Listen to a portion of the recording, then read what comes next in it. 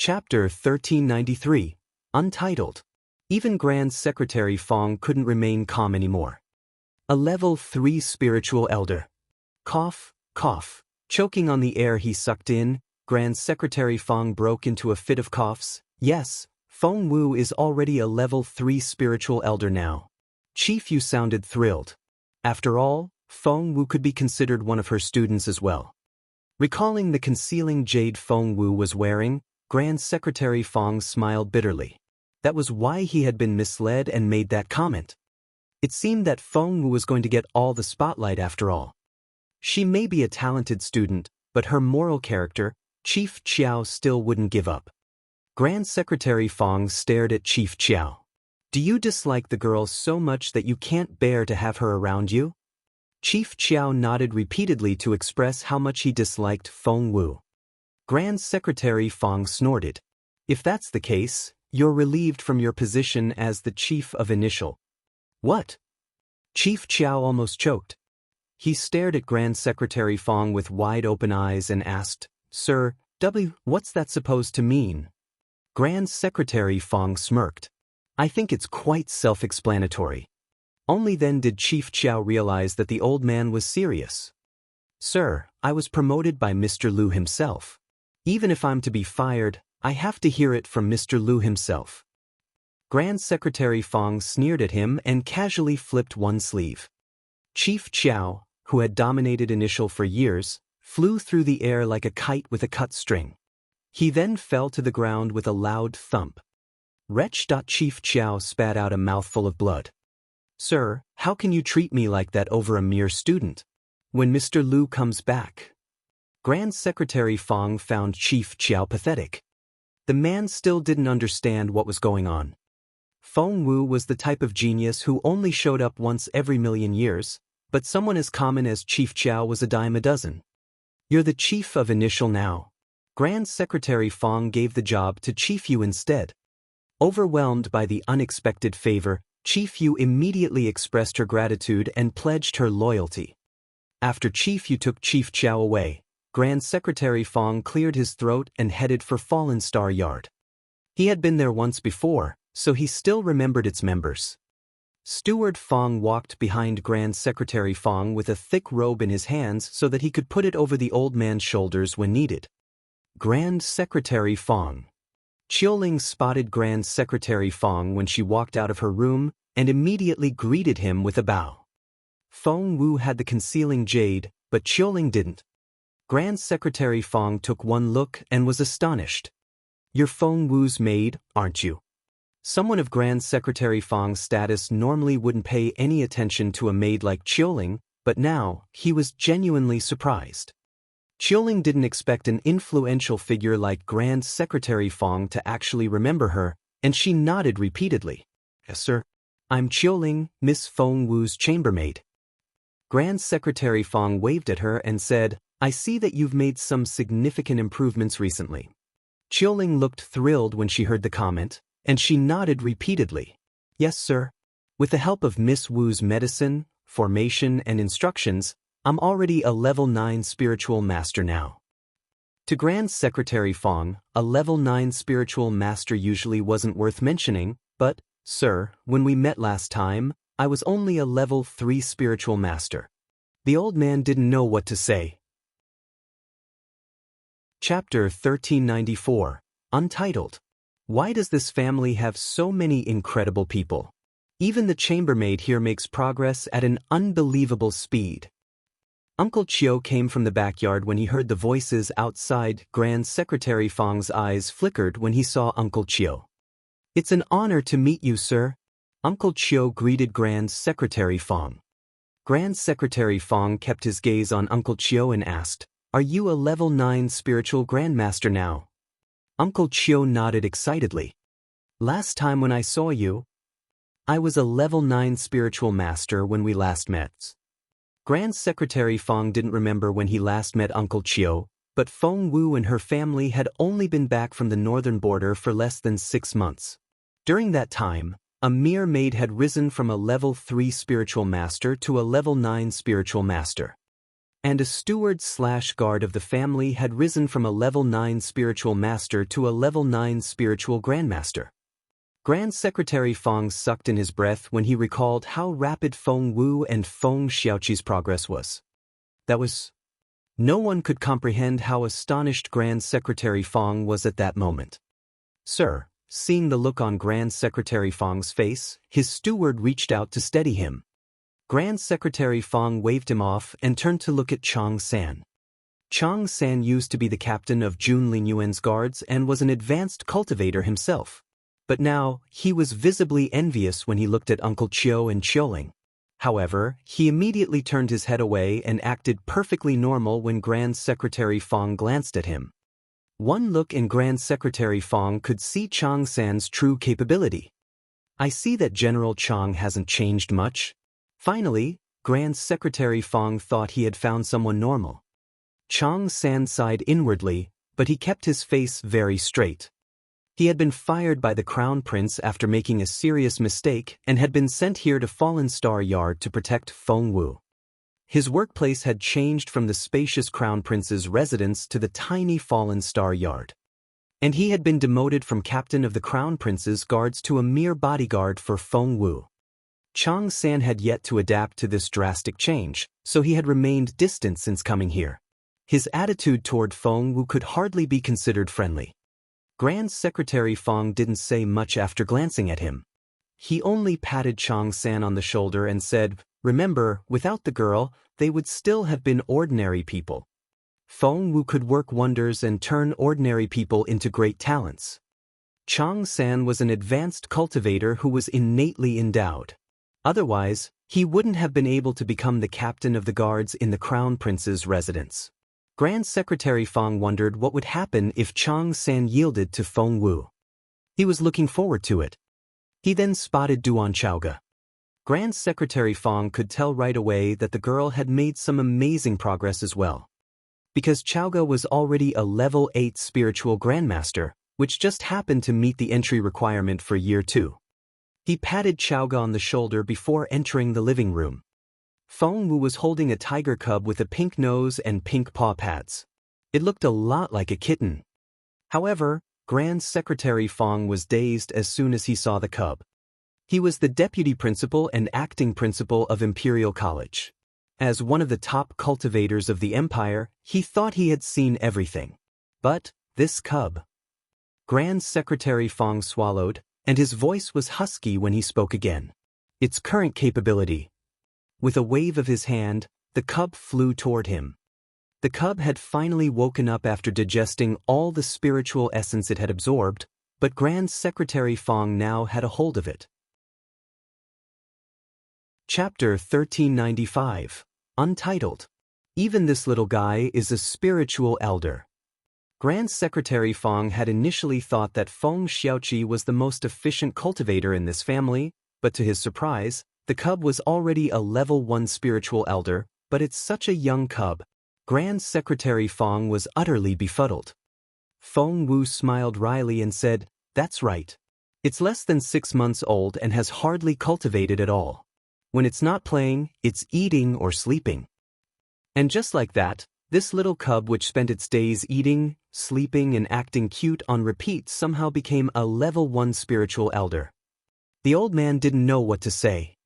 What kind of blessed place is this courtyard? Despite the unperturbed look on his face, Grand Secretary Fong had been astonished over and over again. The cub looked puzzled and stared at Grand Secretary Fong with its bright eyes, trying to figure out what the old man was surprised about. Grand Secretary Fong looked from the cub to Feng Wu's right shoulder, where a bird was casually preening. This, Grand Secretary Fong felt his head spin. "It's a level 1 spiritual elder."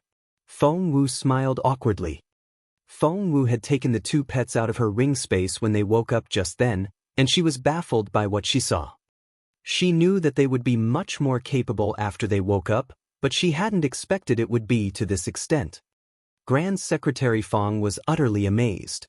That's a very big improvement in the overall strength of Fallen Star Yards. That was right. Before, this family was practically defenseless and the only guard they had was Uncle Chiu, a level 9 spiritual master. But now everyone was so much more capable now. Grand Secretary Fong didn't stay for long. Before he left, he reminded Feng Wu that everyone should work on consolidating their foundations for a while and shouldn't try to make any more breakthroughs. Feng Wu thought the same and was already working on some medicine to facilitate the process. Just then they heard footsteps outside. Holy crap! Uncle Chiu, you're so much more capable now. They immediately recognized the voice, which belonged to none other than young Lord Feng himself. Feng Sun was a regular visitor of Fallen Star Yard, and he let himself in as though he owned the place. He couldn't help but speak in amazement when he saw Feng Wu. Xiao Wu, this is amazing. Uncle Chiu has made such incredible progress. Feng Wu nodded with a smile. Qiuling came out with a smile to serve Feng Sun his tea. Young Lord Feng, please have some tea. Feng Sun glanced at her. However, he immediately forgot what he was going to say and almost dropped his cup. Little Feng Wu, this is... Feng Sun stared at Qiuling in disbelief. Qiulinger? He couldn't understand how Qiuling had suddenly become a level 9 spiritual master. She was qualified to take the entrance exam for Imperial College. Qiuling smiled and gave Feng Sun a bow. She then left the room with her tray. Brother Feng, Brother Feng. Feng Xiaoqi ran up to Feng Sun and held his arm. Feng Sun was full of despair when he looked at the boy. Because Feng Xiaoqi's cultivation level had also risen. Feng Sun had yet to recover from his astonishment when the two pets started running around him. Try him, Feng Wu said. Chapter 1396, Untitled. Instantly, Qiuling, Uncle Chiu, Feng Xiaoqi, Chaoga, and the two pets jumped at Feng Sun. Feng Sun was about the same level as Zhuo Qingwan. Thud, thud, thud. Immediately, all hell broke loose in the yard. Feng Wu started formulating battle strategies as she watched.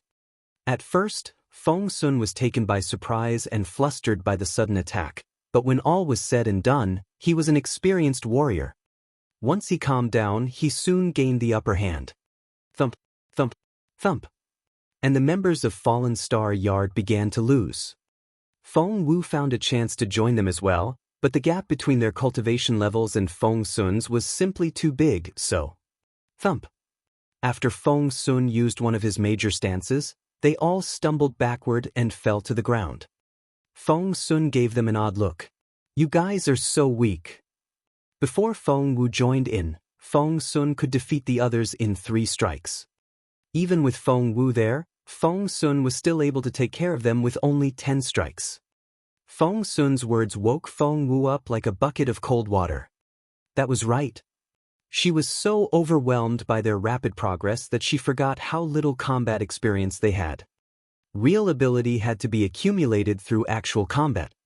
She realized that she had started celebrating too soon. Xiao Wu? Xiao Wu? Feng Sun patted Feng Wu's head. Feng Wu gave him a grumpy glance. Are you going to the Immortal Flower Festival? The Immortal Flower was the national flower of the Junwo Empire, and tomorrow was the festival named after it. To the young people of the empire, the Immortal Flower had a special meaning. The youth of the empire thus would always try to use this opportunity to meet their potential partners in the Immortal Flower Grove. Feng Wu threw a dirty look at Feng Sun. Are you making fun of me? Feng Sun said, huh. Feng Wu didn't know whether to laugh or cry. Where would I find time to go? Feng Sun rubbed his chin. Are you sure? Feng Wu said, yes. Feng Sun seemed baffled.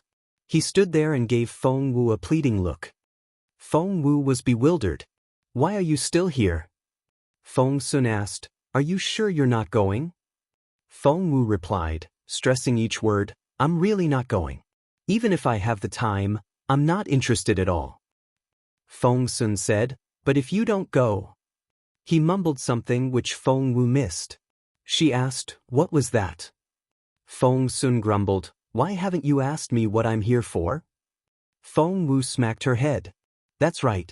What are you doing here? Could her tone be any more perfunctory? Feng Sun flicked Feng Wu in the forehead and asked the ultimate question, what if Boss Jun invites you to go? Try to say no to that. Feng Sun grumbled inwardly. However, to Feng Sun's surprise, Feng Wu refused again. Nope. I'm not going. She might go have a look without Jun Linyuan's invitation. But with Jun Linyuan there, and given that it was a special festival, Feng Wu couldn't stay far away enough from that place. Feng Sun studied Feng Wu's face. Are you sure? Feng Wu said decisively, yes. Feng Sun gave her a nudge. Stop pretending. It's not fun anymore. Let's go. Feng Wu frowned and cast a stern look at Feng Sun. It gave Feng Sun the creeps. Feng Sun, I need to talk to you. Chapter 1397, Untitled. Go ahead. Feng Wu took a deep breath and pondered for a moment before she said, I don't have those kinds of feelings for Jun Linyuan, nor does he have them for me. Please don't insinuate anything like that again in the future, all right?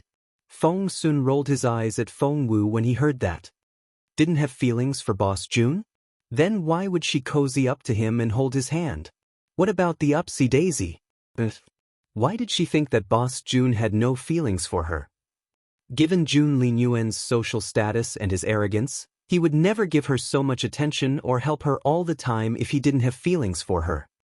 Feng Sun found Feng Wu very naive. He stared at Feng Wu and asked, Little Feng Wu, do you mean it? Feng Wu nodded solemnly. Of course. Feng Sun stared at Feng Wu for a while longer before he burst out laughing. Feng Wu was confused. Why are you laughing? Feng Sun patted her on the head and said, Fine, fine. You don't have to go if you don't want to, but don't try denying your feelings. We all have eyes and we've all seen the signs. Hey, what am I denying? I mean. Feng Sun had run out of sight before Feng Wu could finish, and she stomped her foot in frustration.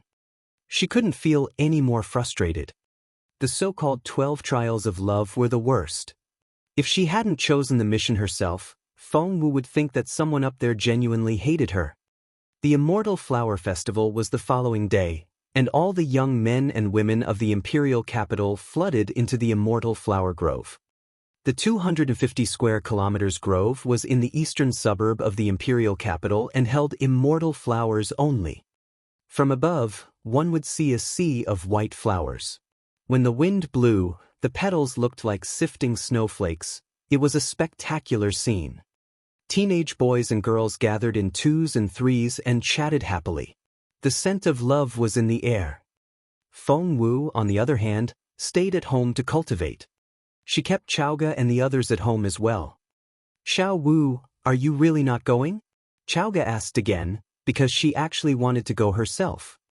Feng Wu rolled her eyes at Chaoga. Why should I go? If you really want to see the immortal flowers, we can visit the grove after the festival. However, just then beep, beep. Hearing that familiar sound. Feng Wu's stomach lurched. A new trial. Feng Wu had completed the first 4 trials of the 12 trials of love. This one would be the 5th one. For some unknown reason, Feng Wu suddenly had a bad feeling. The new trial had indeed arrived, but the fairy remained silent. Her silence only caused the ominous feeling to grow. Feng Wu stared at the fairy, and the fairy cringed. The little thing looked quite pitiful. Feng Wu threw a dirty look at her and asked, What do I have to do this time? Just tell me. The fairy said, Promise that you won't kill me. Feng Wu rolled her eyes. I've never laid a finger on you, okay? Are you saying that the mission is another embarrassing one? The fairy nodded. Feng Wu's heart sank, and that bad feeling got even worse. However. Chapter 1398, Where is Jun Linyuan? All the trials so far have been ridiculous, so just tell me. What is it? The fairy said, The 5th trial is, in the next 2 hours, you have to give Jun Linyuan a bunch of immortal flowers in front of everyone. What? Feng Wu's eyes widened, and she stared at the fairy. The fairy cringed and said, The trial is set by the system. I have nothing to do with it. Don't blame me. Feng Wu was speechless. The implication of giving Jun Linyuan those flowers in public on such a special day. The thought itself made her shudder. Feng Wu looked at the fairy, and the fairy looked back at her. Feng Wu was speechless. The trials couldn't be changed after they were announced. That was to say, Feng Wu had to do it no matter what. She had to give the flowers to him in public in the next 2 hours. The requirement almost drove Feng Wu crazy. She ran for the crown prince's residence as fast as she could.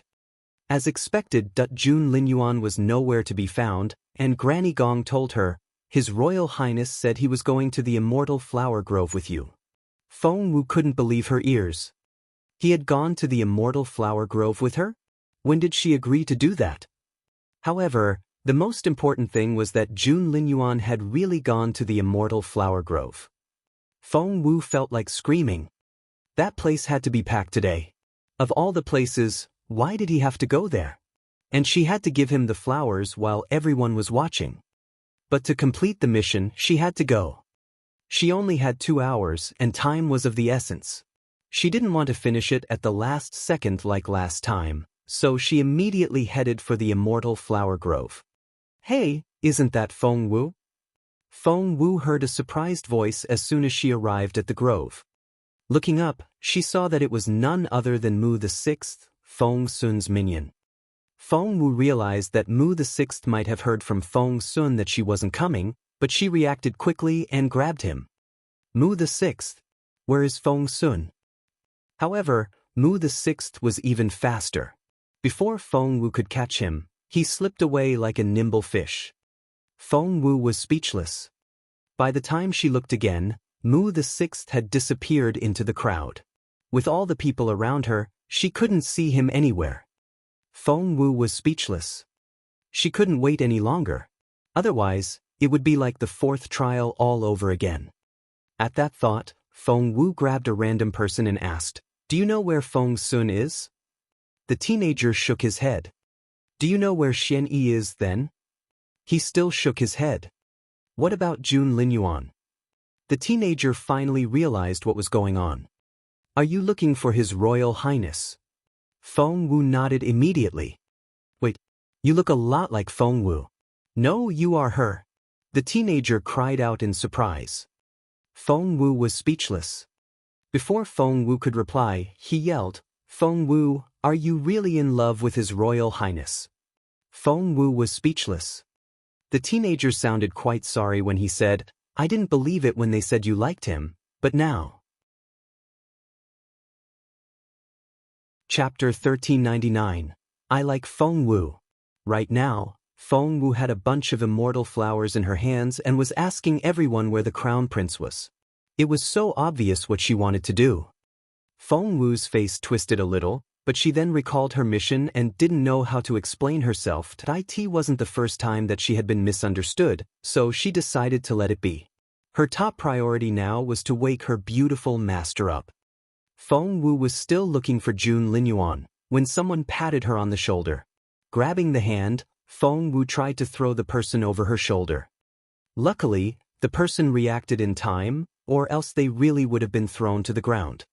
"Senior brother Shu Yunrua?" Feng Wu exclaimed in surprise when she turned around and saw who it was. It was indeed Shu Yunrua, the student ranked 5th in initial and the person who had led her to Chief Chiao at the beginning. He wasn't alone. There were several other people behind him, but Feng Wu didn't know any of them. "Miss Feng Wu, nice to meet you. I'm Wu Yu. I'm Zhao Xingji. I'm Ning Yao. I'm Song Yichen." Feng Wu said, hello. She wondered who these outstanding Tiaje were. She had never heard their names before, nor did she know their faces.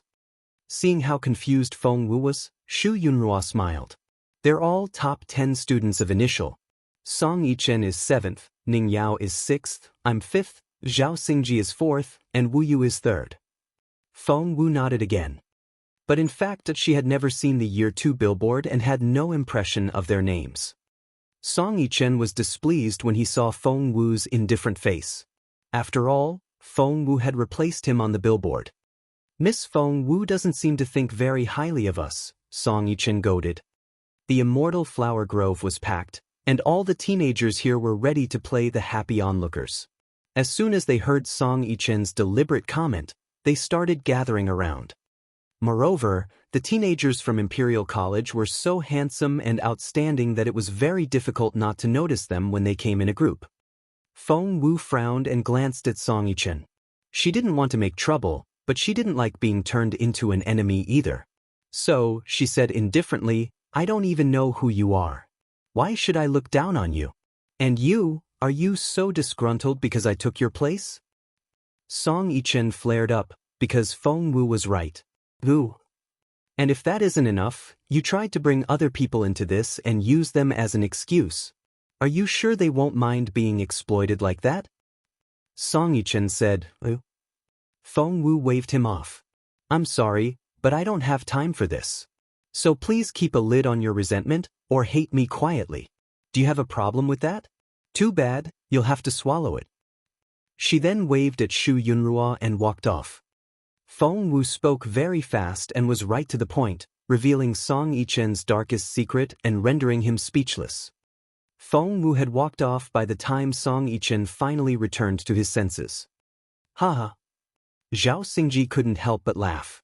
Miss Feng Wu is so interesting. I like her. Chapter 1400. Am I wrong? Song Yichen threw a dirty look at Zhao Xingji. Senior brother Zhao, in case you haven't noticed, Feng Wu is looking everywhere for His Royal Highness with a bunch of immortal flowers in her hands. Zhao Xingji said grumpily, "Practically all the girls are in love with the crown prince. 9 out of 10 girls in this grove are like that.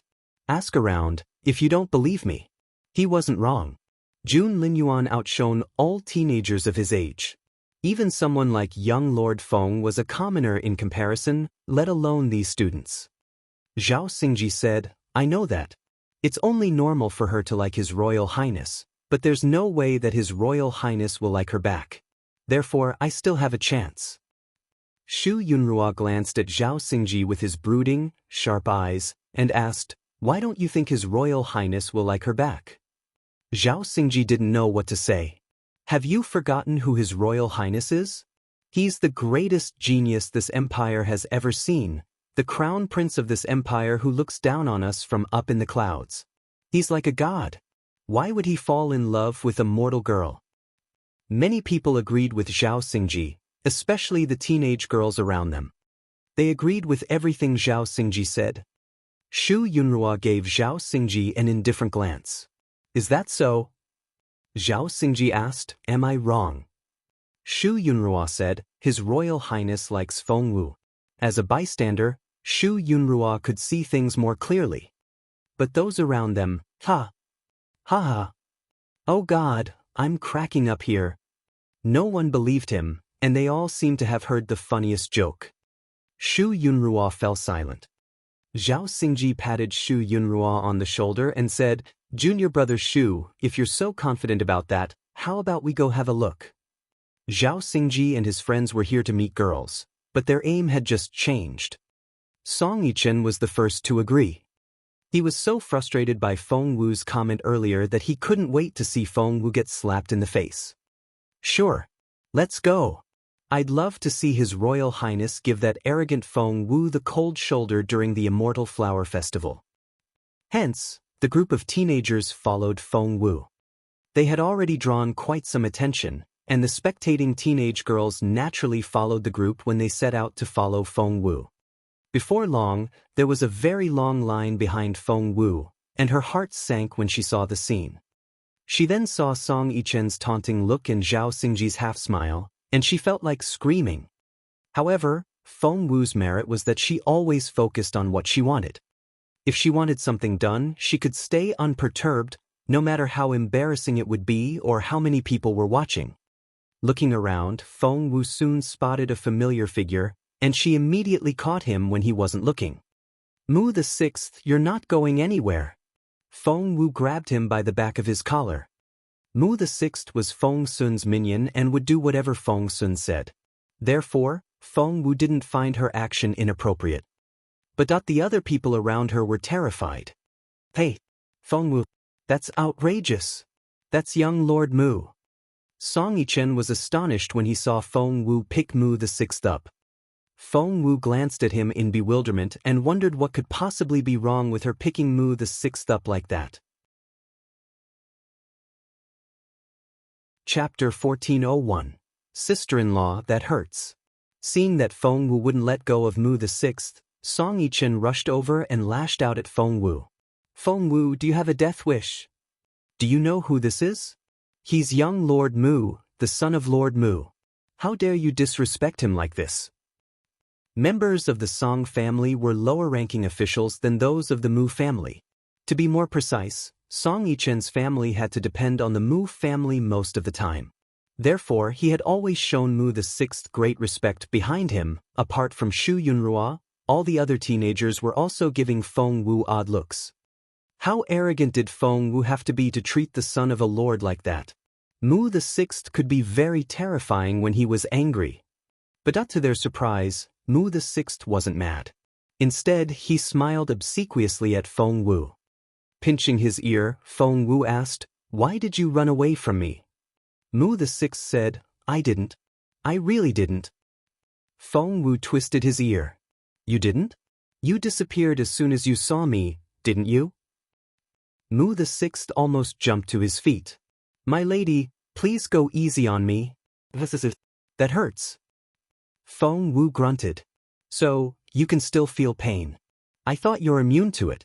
Where's Feng Sun now? Speak." Seeing the way Feng Wu interacted with Mu the Sixth, the onlookers sucked in their breaths. Holy shit, were they seeing things? She was the neglected daughter of the Feng family, while he was the favorite son of a lord. However, Feng Wu showed no respect toward the young lord. "Miss Feng, how can you do that? You." Song Yichen was still trying to speak up for Mu the Sixth, but as soon as he spoke, Feng Wu put more pressure on Mu the Sixth's ear, and the latter stopped Song Yichen in vexation. "Song Yichen, shut the fuck up." Song Yichen was dumbfounded. He was speaking up for the young lord, but why was he the one getting yelled at? "Brother Mu, this Feng Wu is such a shrew. Let me get rid of her for you." Song Yichen reached for Feng Wu's shoulder as he spoke. Mu the Sixth's eyes flickered, and his pupils contracted. He then shouted, "Stop. How dare you try to touch her?" "Huh." Song Yichen jumped and looked at Mu the Sixth in bewilderment. Mu the Sixth was so vexed.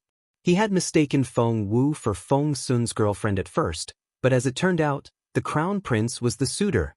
Anyone who tried to touch her would have their hands snapped off. Meanwhile, Feng Wu had already let go of Mu the Sixth's ear. His left ear glowed red, which showed how hard Feng Wu had pinched it. "Mu the Sixth, she's just a common girl. How can you be so afraid of her?" Song Yichen tried to drive a wedge between the two people.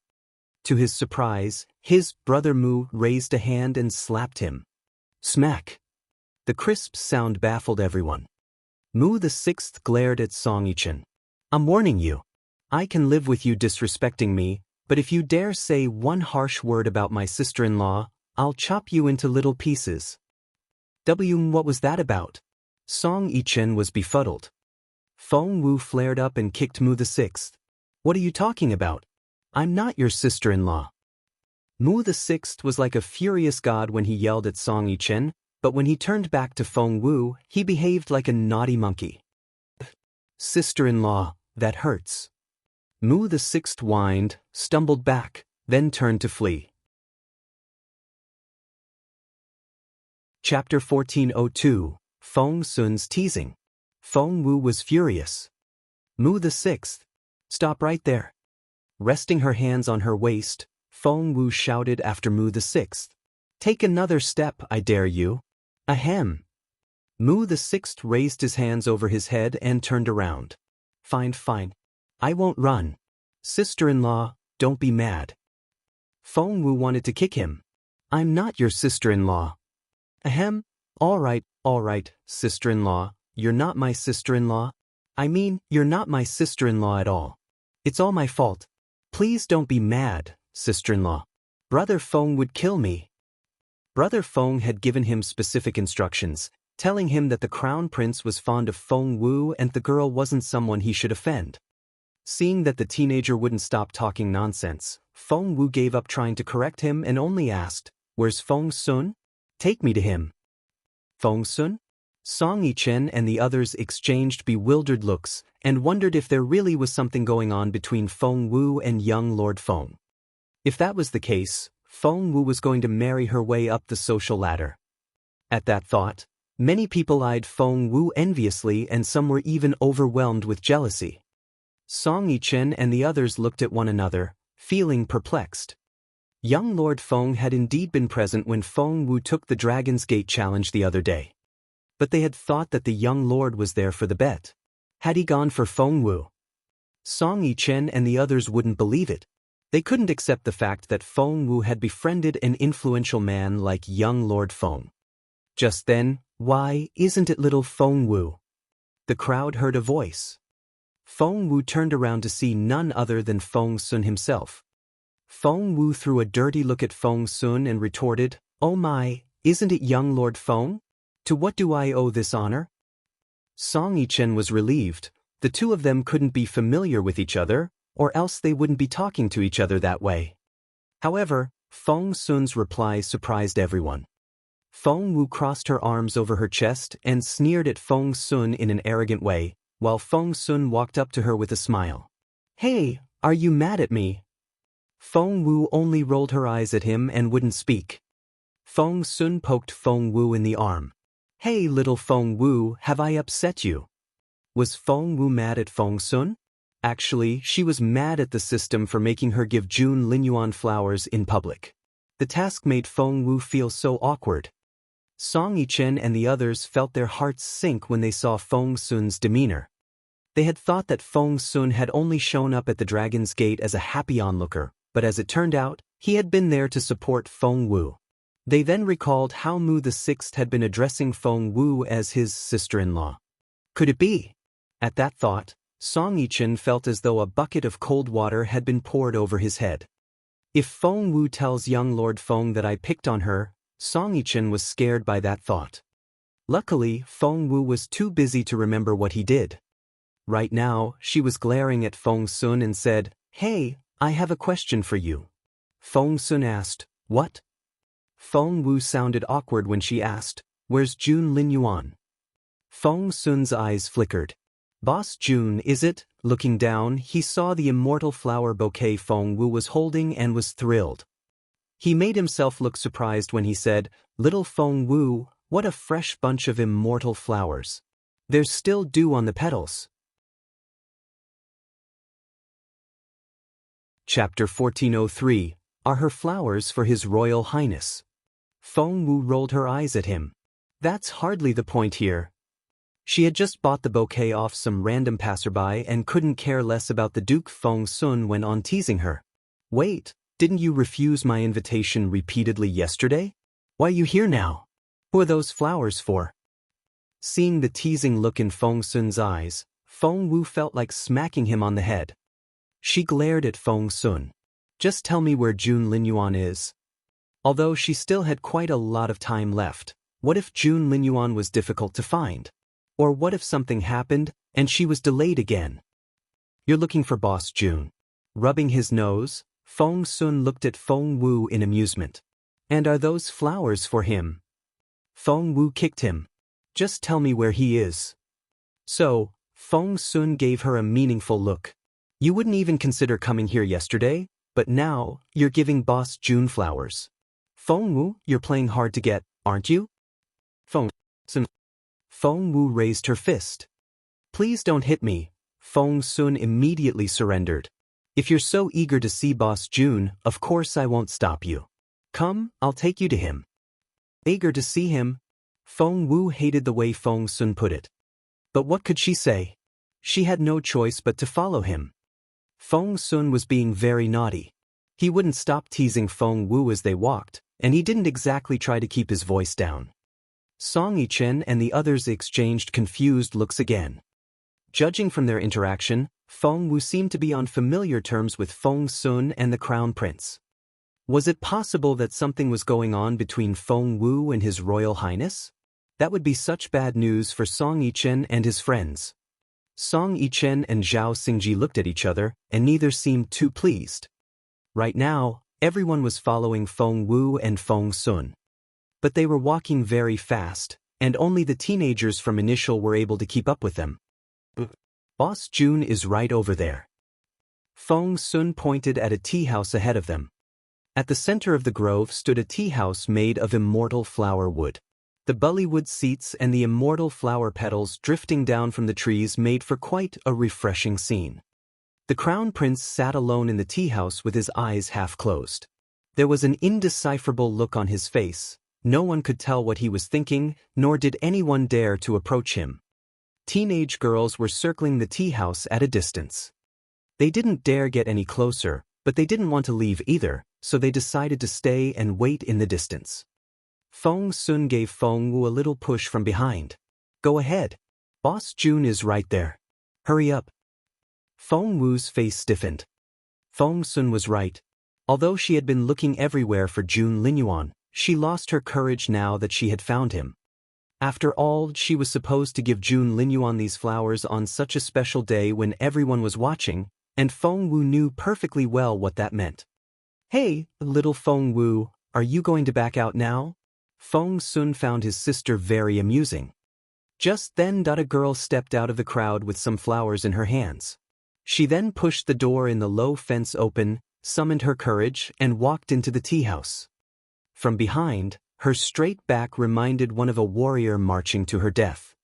Is that Duguyamo? As in Duguyamo from Empress Dugu's family. Is she going to give those flowers to His Royal Highness? Her aunt is the Empress, which makes her a kinsman of the Emperor. Even if she can't become the Crown Prince's official wife, she's good enough to be one of his consorts. Chapter 1404. What choice does Feng Wu have? Feng Sun was surprised to see Duguyamo taking action. He then threw a dirty look at Feng Wu and said, See? If you don't hurry up, other people will give their flowers to Boss June. Feng Wu snapped, So what if they do? Why should I care? You dumb girl. Feng Sun gently jabbed Feng Wu's temple with a finger. This festival is no joke. Only the first bouquet one receives has special meaning, and the ones after that don't count. Understand? Special meaning. Feng Wu shook her head.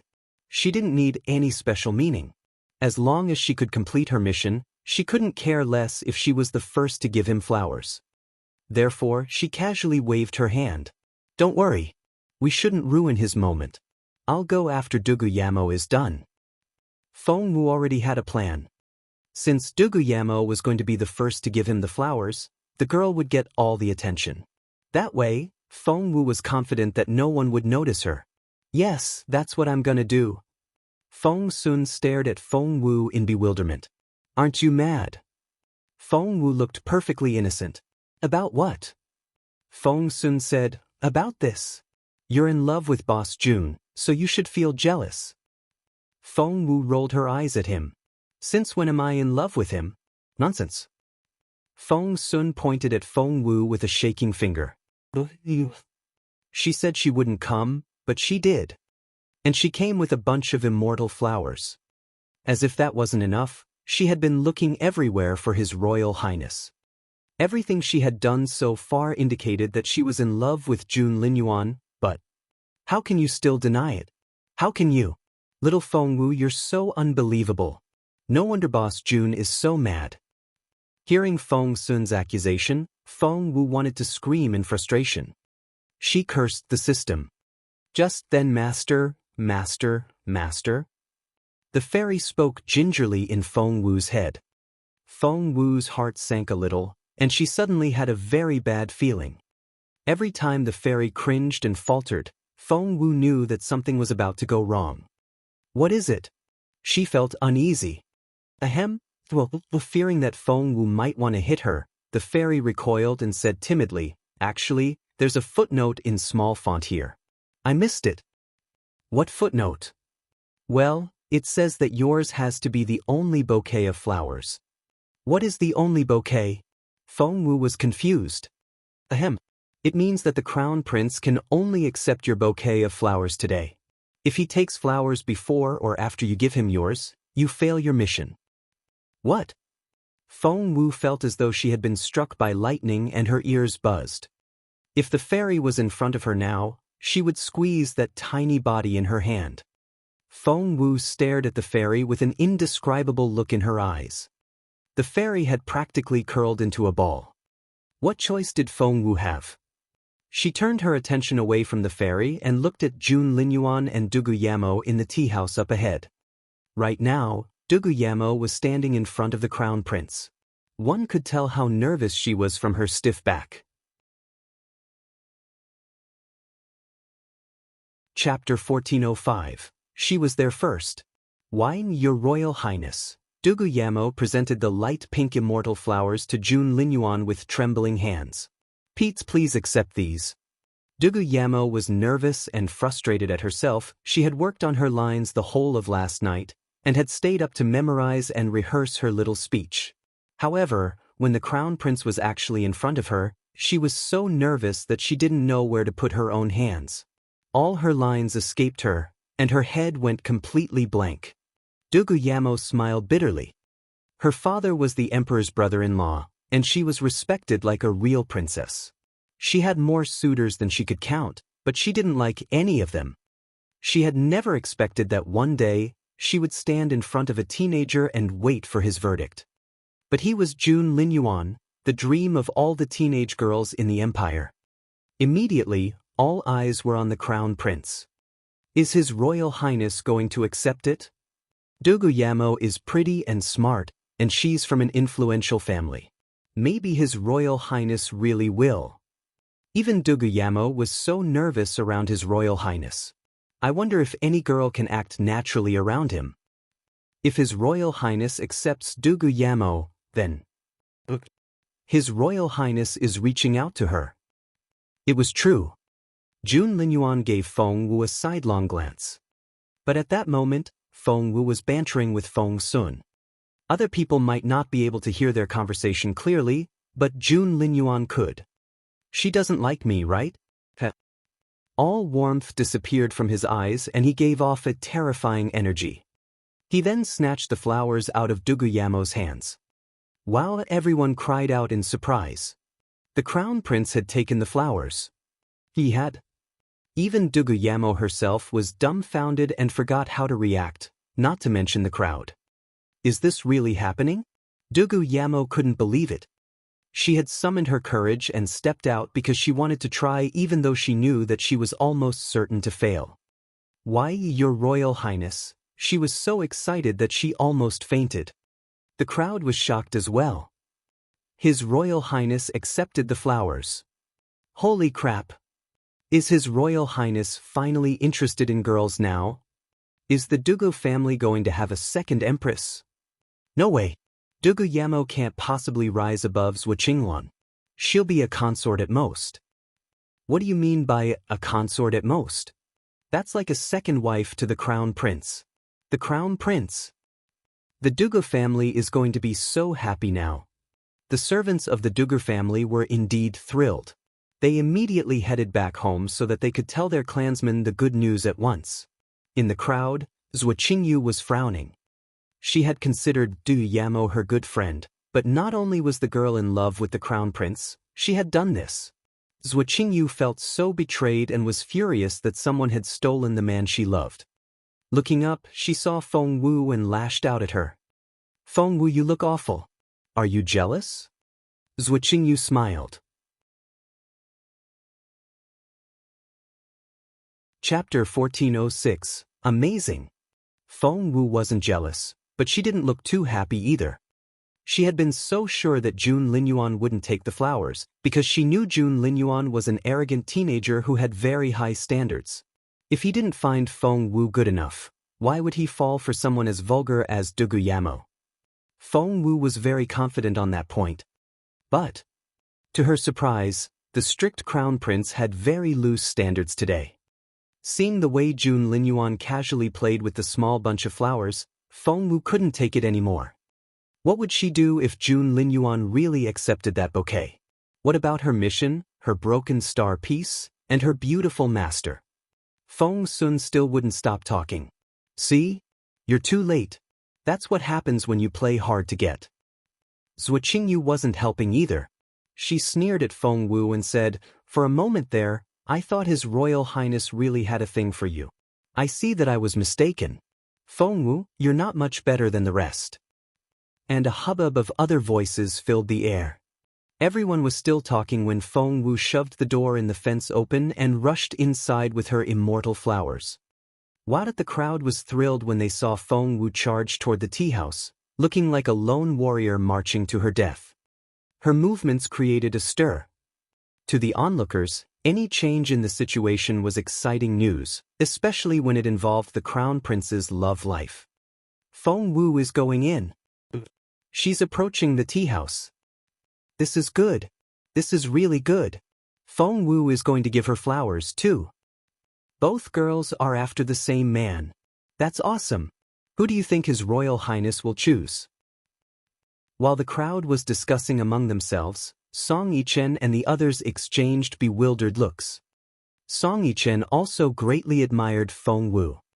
"I didn't know Feng Wu was so brave. She's asking to get humiliated." Rubbing his chin, Zhao Xingji nodded.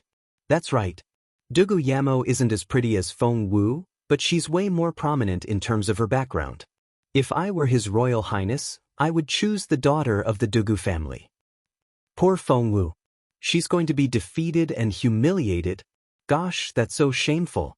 I'm too embarrassed to stay here as her fellow classmate. It really is very humiliating. God, I feel too awkward to stay here. I can't bring myself to see Feng Wu getting her face slapped. Let's go, shall we? Ning Yao, who was sixth, suggested. Of course not. How can we leave now? Song Yichen refused without hesitation. Who are they kidding? They had followed Feng Wu all the way here to see her get humiliated. Now that it was finally going to happen, how could they leave now? Shu Yunhua glanced at Song Yichen. He would bet his own life that Feng Wu wouldn't be the one getting humiliated, for the crown prince had feelings for her. Therefore, when Ning Yao turned to him, he said, "I'm not leaving. I want to see what happens next." He wanted to see Song Yichen and the others get their faces slapped. That's the spirit. Song Yichen had no idea what Shu Yunhua was thinking and patted the latter's arm in satisfaction. Meanwhile, the look on Zhuo Qingyu's face couldn't be any more indescribable. Chapter 1407, Jun Linyuan the Unmanageable, 1. Zhuo Qingyu's eyes widened as Feng Wu walked past her and went into the tea house. She couldn't believe that Feng Wu had walked in just like that. Wasn't she afraid of the humiliation if he turned her down?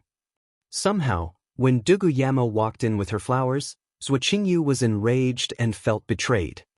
But when Feng Wu walked in, Zhuo Qingyu was worried, afraid, intimidated, and uneasy. Was it because His Royal Highness treated Feng Wu differently? Zhuo Qingyu clenched her fists. Feng Wu had no idea of the kind of stir her action had caused. She went straight up to Jun Linyuan and looked into his eyes. Her own eyes twinkled like stars. Dugu Yamo was furious when she saw Feng Wu. And she felt intimidated as well. She was intimidated by Feng Wu's beauty that could drive men crazy and her unpredictable behavior that could catch their interest. At the same time, the onlookers all held their breaths and watched. They wondered how the two teenage girls would compete with each other. And who would the crown prince choose? What would the result be? They were so curious. They all watched with sparkling eyes and were eager for some gossip. However, to everyone's surprise, the competition ended in the most unusual way. Feng Wu walked up to the crown prince, and acting as if no one else was around, she bent down and slowly drew closer to him. In the end, she was practically on top of him. Wow, the onlookers were utterly amazed. Isn't His Royal Highness supposed to be a neat freak? And I thought he wasn't into girls. I heard that he doesn't allow girls to linger within 30 meters of him. But now Feng Wu was leaning in so close to Jun Linyuan that he could feel her breath on his lips. She looked like she was going to kiss him. The onlookers were so anxious. They were overwhelmed with mixed feelings of anger, anxiety, agitation, and jealousy, something they had never felt before. Song Yichen was dumbfounded. He stared at Feng Wu and pointed at her with a trembling finger. Teach, this isn't happening. Feng Wu is so bold. Why hasn't His Royal Highness pushed her away? Zhao Xingji clenched his fists. Zhuo Qingyu was so frustrated that she wanted to smack her own head. She regretted making the suggestion and cursed herself for provoking Feng Wu. Zhuo Qingyu went scarlet in the face and her voice dripped with jealousy. She's offering herself to His Royal Highness, so why shouldn't he enjoy it? Someone next to her commented, "You can try it yourself and see if His Royal Highness will enjoy your company." Ooh. Infuriated, Zhuo Qingyu turned around and wanted to hit the person. However, she saw that it was Mu the Sixth. He stood there with his hands on his waist as he made a face. And Feng Sun was standing next to him. Zhuo Qingyu could only grunt. Their little episode didn't attract much attention, because almost all eyes were on Feng Wu and Jun Linyuan. Dugu Yamo was furious when she saw Feng Wu, but before she could do anything, Feng Wu had already rushed over and pressed herself against the crown prince. Chapter 1408, Jun Linyuan the Unmanageable, 2. What was more? To Dugu Yamo's frustration, as Feng Wu moved closer, she snatched the flowers Dugu Yamo had given Jun Linyuan and threw them away. The small bouquet flew through the air and fell to the ground with a small thump. That abominable Feng Wu stuffed her own flowers into His Royal Highness's hands. Damn it. Dugu Yamo's eyes went bloodshot red, as though they were on fire. Everyone saw what Feng Wu did. And they were all stunned. Feng Wu actually switched out Dugu Yamo's flowers with her own, and she succeeded. His Royal Highness wasn't mad at her. They couldn't understand this world anymore. Ding. Feng Wu heard a voice in her head. The fifth trial completed. The fairy's voice had never sounded so pleasant. Phew. Feng Wu heaved a sigh of relief and slowly relaxed. She had been under a lot of pressure to take the initiative to approach Jun Linyuan, but to save her beautiful master, she had no other choice. Now that the fifth trial was finally over and she had succeeded long before the deadline, Feng Wu felt very pleased. However, one couldn't say the same about the onlookers.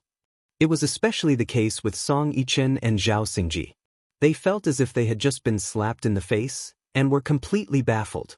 It would take them a while to recover. Zhuo Qingyu was the most displeased of them all. After her multiple confrontations with Feng Wu, Zhuo Qingyu probably knew her better than even Chaoga did. She clenched her fists in her sleeves. Damn it. If Dugu Yamo had succeeded in becoming the crown prince's consort, Zhuo Qingyu would still be mad, but she would have been able to accept it, because like every other girl, she wasn't able to win his heart. But Feng Wu was a different story. Zhuo Qingyu had to admit that Feng Wu was special to Jun Linyuan.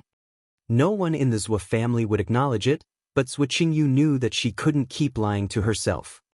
She knew she couldn't let things carry on like this, because it was obvious that the crown prince was attracted to Feng Wu. Zhuo Qingyu looked at Dugu Yamo.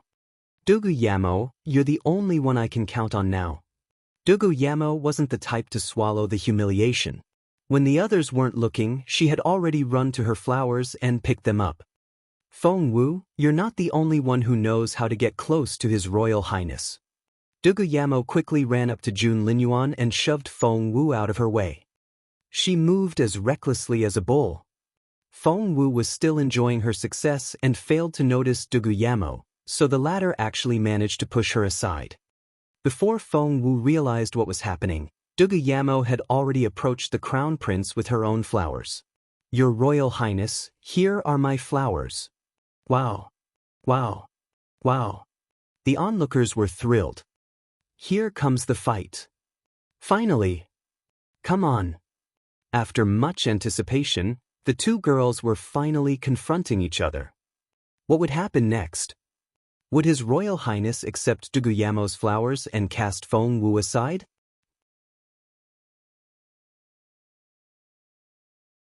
Chapter 1409, Jun Linyuan the Unmanageable, 3. Or would Feng Wu grab Dugu Yamo by the hair? Would they try to scratch each other's eyeballs out? OMG, this was so exciting. Zhuo Qingyu's heart raced and she looked thrilled. Song Yichen and the others were eager to see what would happen next as well. However, when everyone was so sure that a fight was going to start, thump, they heard a loud bang. Everyone watched as a figure was flung away from the crown prince. There was a whoosh, and she flew backward. That's Dugu Yamo.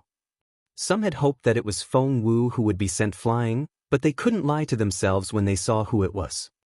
Dugu Yamo had indeed been running toward the crown prince, but she was still an arm's length away from him when she was pushed away by a strange force. Thump. The impact sent Dugu Yamo flying backward until she fell on her, but looking utterly baffled. She wasn't the only one.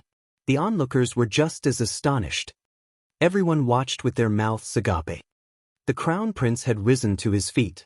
With his long legs and towering height, he cut quite an intimidating figure. He looked down at Feng Wu with his dark, brooding eyes. He had such well-defined features, and his profile was as perfect as a sculpture's. Right now, that extremely handsome face was moving closer and closer to Feng Wu. His scent seemed to wrap itself around Feng Wu. They were so close that they could feel each other's hot breaths. Lube-dub. Feng Wu could sense her heart racing. This wasn't part of the plan. She didn't know why this was happening, but she felt that things were getting out of hand. Thus, she instinctively rejected the feeling. Feng Wu bit her lower lip and stumbled back. However, the crown prince kept his gaze fixed on Feng Wu. As Feng Wu stepped back, he closed in. With his eyes narrowed, Jun Linyuan looked as dangerous as a forest leopard. Feng Wu turned to run, but Jun Linyuan caught her by her waist. His grip stopped her from taking another step. He stared at Feng Wu with his brooding eyes and waved the bouquet in front of her face. Feng Wu said, Jun Linyuan's eyes seemed to turn red, and his voice was quite intimidating. Speak. An ice-cold energy seemed to come off the crown prince, and the pressure made Feng Wu's heart skip a beat. What do you want me to say? Feng Wu didn't sound very confident. What does this mean? Jun Linyuan showed her the flowers. Feng Wu said, What? Speak. Feng Wu mumbled something. Jun Linyuan raised his eyebrows, and the energy coming off him became even more intimidating. He pushed Feng Wu backward until she hit the table. He then raised her fine, pointy chin with one long finger. The Bollywood table was right behind Feng Wu, and Jun Linyuan had completely hemmed her in. She wasn't going anywhere. They were standing so close to each other, and their postures were so suggestive. It was very hard not to be put in mind of other things. Even Feng Wu couldn't help but blush. By then, all the onlookers were completely stupefied. Chapter 1410, Jun Linyuan the Unmanageable, 4. No. This was so big the crown prince, who was supposed to be uninterested in girls, was touching Feng Wu's face. That move alone was enough to make one wonder. Feng Sun rubbed his chin and his smiling eyes looked like two little crescent moons. Little Feng Wu, you dishonest girl.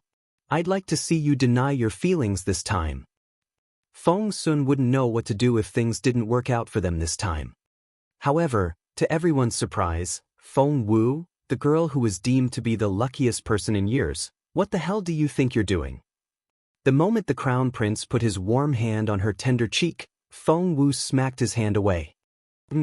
She had smacked the crown prince's hand. How could she bring herself to do it?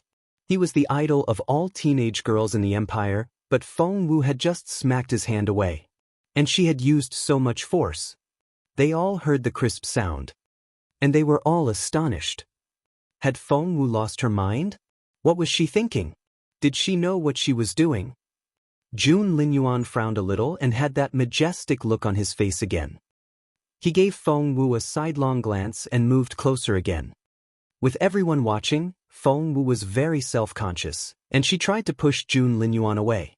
You, get away from me. No. She had no idea what was happening to her.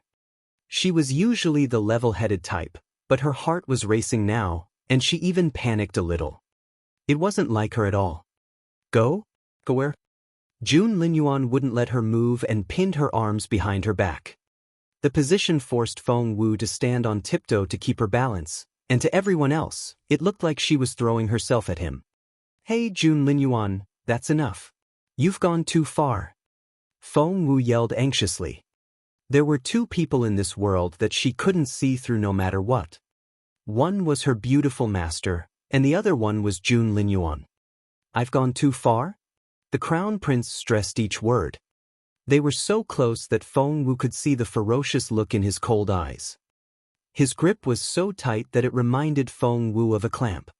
As Jun Linyuan uttered those words, Feng Wu felt his arms wrap tighter around her. That hurts."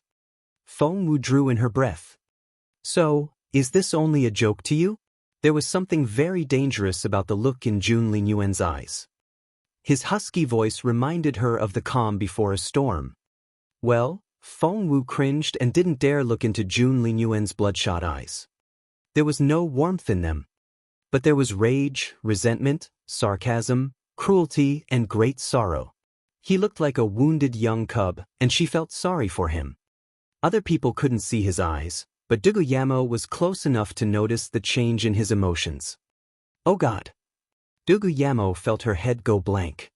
She couldn't believe that someone as unapproachable as the crown prince was capable of expressing human feelings. And the person who made him change was her. Feng Wu.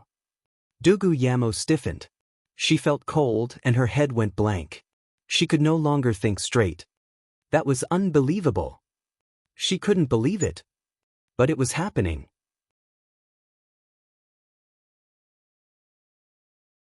Chapter 1411. Jun Linyuan the Unmanageable, 5. However, to Duguyamo's further disbelief, when Jun Linyuan tried to express his feelings for Feng Wu, she smacked his hand away. How dare she be so pretentious? Duguyamo really wanted to slap Feng Wu. Feng Wu had no idea how Duguyamo felt, because all her attention was on Jun Linyuan now. "That's right. It really was a joke." "What? Can't your Royal Highness take a silly joke? Haha, are you that petty?" She then surprised Jun Linyuan by stepping on his foot forcibly. After that, she shoved him away and tried to flee the scene. She was doing it again, running away as soon as she flirted with him. Jun Linyuan was infuriated. He knew that the girl was so daring because he was so nice to her. He stared at her and smirked. The crowd was astonished. Everyone saw how Feng Wu smacked his Royal Highness's hand away, refused him, and even stepped on his foot. Any other person would have been killed by now. Not only was Feng Wu still alive, his Royal Highness was smiling at her as well. Had this world gone insane? Damn, I was right. Clenching her fists, Zhuo Qingyu was overwhelmed with jealousy and hatred. Song Yichen and his friends could practically feel their faces getting slapped. They had come here to enjoy Feng Wu's predicament, but instead, Feng Sun was speechless. He had thought that Boss Jun was a very pretentious man, but as it turned out, Feng Wu was worse. What a pair! They were perfect for each other. They were so well suited. Feng Wu turned to run after she got free. Of course she had to. If she didn't run now, who knew what Jun Linyuan would do next? The man looked so dangerous, and she was certain that he would take his revenge. What happened just then was the perfect proof. But the system seemed to be working against Feng Wu. She had only taken a few steps when, "My prettiest and smartest master." Feng Wu cursed under her breath as soon as she heard that cheap compliment. Save the flattery and cut to the chase, Feng Wu said uneasily. "Well, to him."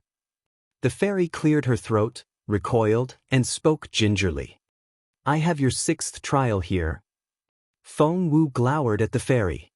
"Well, it just suddenly arrived. I was surprised too." Feng Wu shouted impatiently, "What is it?" "Well, it's..." The fairy hesitated and stammered, and she still couldn't form a coherent sentence after a while. Feng Wu had a bad feeling. If the task was easy, the fairy would have gladly told her. Her hesitation indicated that it was going to be another difficult task. "Just tell me." Feng Wu wanted to roll her eyes. She had gone through enough difficult tasks to no longer be affected. "Well, Master, the 6th trial is... You have to take back the flowers which you gave to the crown prince earlier. That's all." Feng Wu's eyes lit up. That wasn't a difficult task at all. With her glib tongue, Feng Wu believed that she could easily take the flowers back.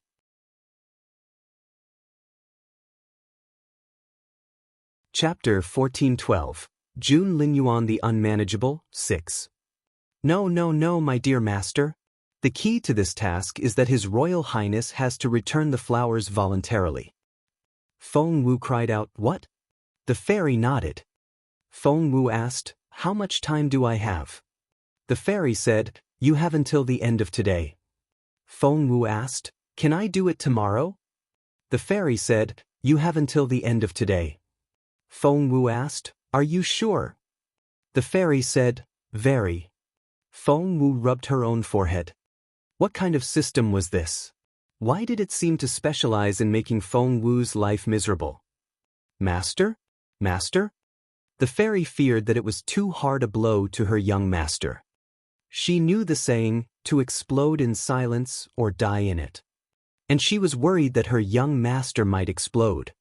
But Feng Wu didn't know what the fairy was thinking.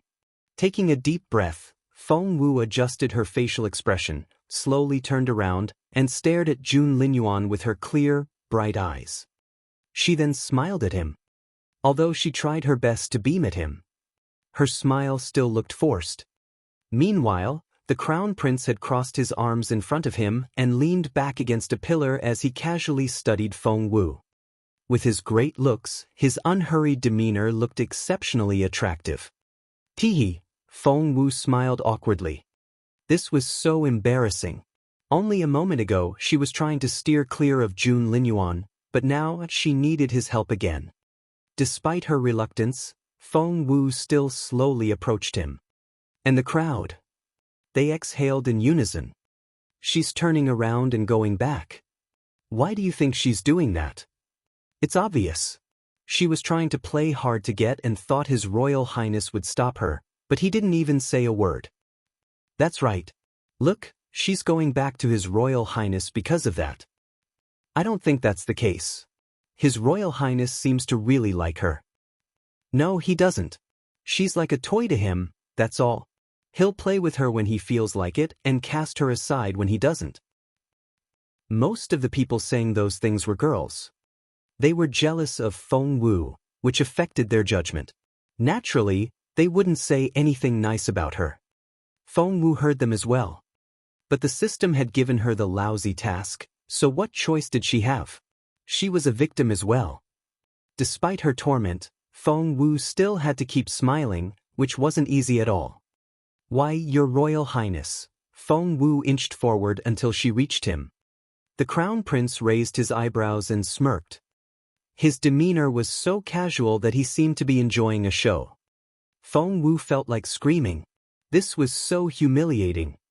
However, she needed the broken star pieces and had to force herself to smile. Your Royal Highness? Teehee. Jun Linyuan found the silly girl very amusing. He was convinced that she was infatuated with him, but she just wouldn't admit it.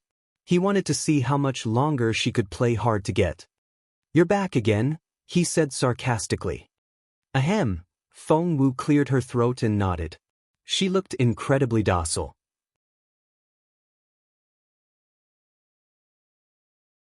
Chapter 1413, Jun Linyuan the Unmanageable, 7. Little Feng Wu. Jun Linyuan glanced at Feng Wu. What on earth do you want? Feng Wu immediately answered, I want your flowers. Everyone gave Feng Wu odd looks as soon as she said that. Oh my God. Feng Wu really is the boldest girl I've ever seen. Duguyamo only tried to give His Royal Highness her flowers, but Feng Wu wants his flowers instead. Everyone knows what those flowers mean on a special day like this. I heard that the royal family wants to arrange a marriage with the Zhou family, and Zhou Qingwan is the best candidates. That's right, I heard that too. Zhou Qingwan is the one with the true phoenix blood. Feng Wu is nothing in comparison. Feng Wu is such a schemer. Zhou Qingyu tried to exaggerate the situation. She deliberately gave His Royal Highness those flowers, only to ask for them back later. That way, everyone will think that His Royal Highness gave her flowers. What a well-thought-out plan. Many people saw the light after they heard Zhuo Qingyu's interpretation and started criticizing Feng Wu. Soon, the news of Feng Wu asking His Royal Highness for immortal flowers spread through the grove as if it had grown wings. Gossip involving famous people like Jun Linyuan and Feng Wu traveled the fastest. Couldn't Feng Wu hear all the discussion? Of course she could. Still, she had to force herself to defer to Jun Linyuan. Jun Linyuan's eyes flickered, and he gave Feng Wu a half-smile. "Are you asking for this bunch of flowers?" He gave Feng Wu a teasing look and waved the flowers in his hand. "Yes." Feng Wu stared eagerly at the immortal flowers and reached out.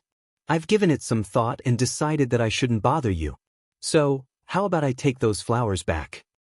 Feng Wu had formed a plan already. She was about to snatch them and flee the scene.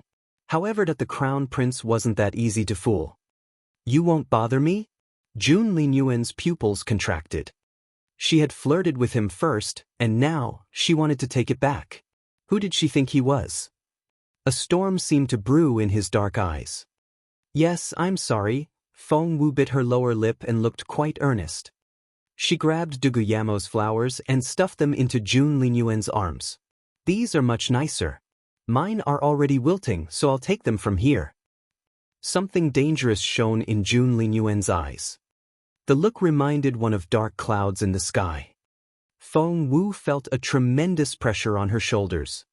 The chilly sensation made her tremble non-stop. It was freezing. His eyes were so frightening. Feng Wu almost couldn't look into his infuriated eyes. "I thought you didn't like my flowers," Feng Wu said gingerly. Jun Linyuan smirked. The warmth in his eyes was gone, and they seemed to have turned into bottomless pits. Frost seemed to cover his handsome face, and his black eyebrows reminded one of swords out of their scabbards. "Well?" Feng Wu didn't dare speak. "Feng Wu, do you like me that much?" the crown prince asked unhurriedly. "What?"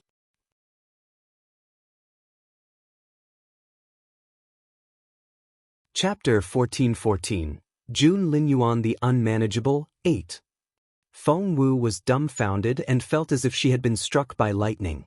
Looking up, she stared at Jun Linyuan in bewilderment, and her clear eyes were filled with innocence and confusion.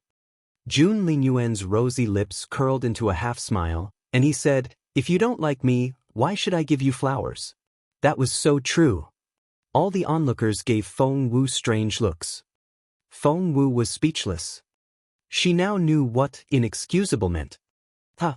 When the crown prince didn't hear her answer, he raised his eyebrows and gave Feng Wu a goading look. What could Feng Wu possibly say?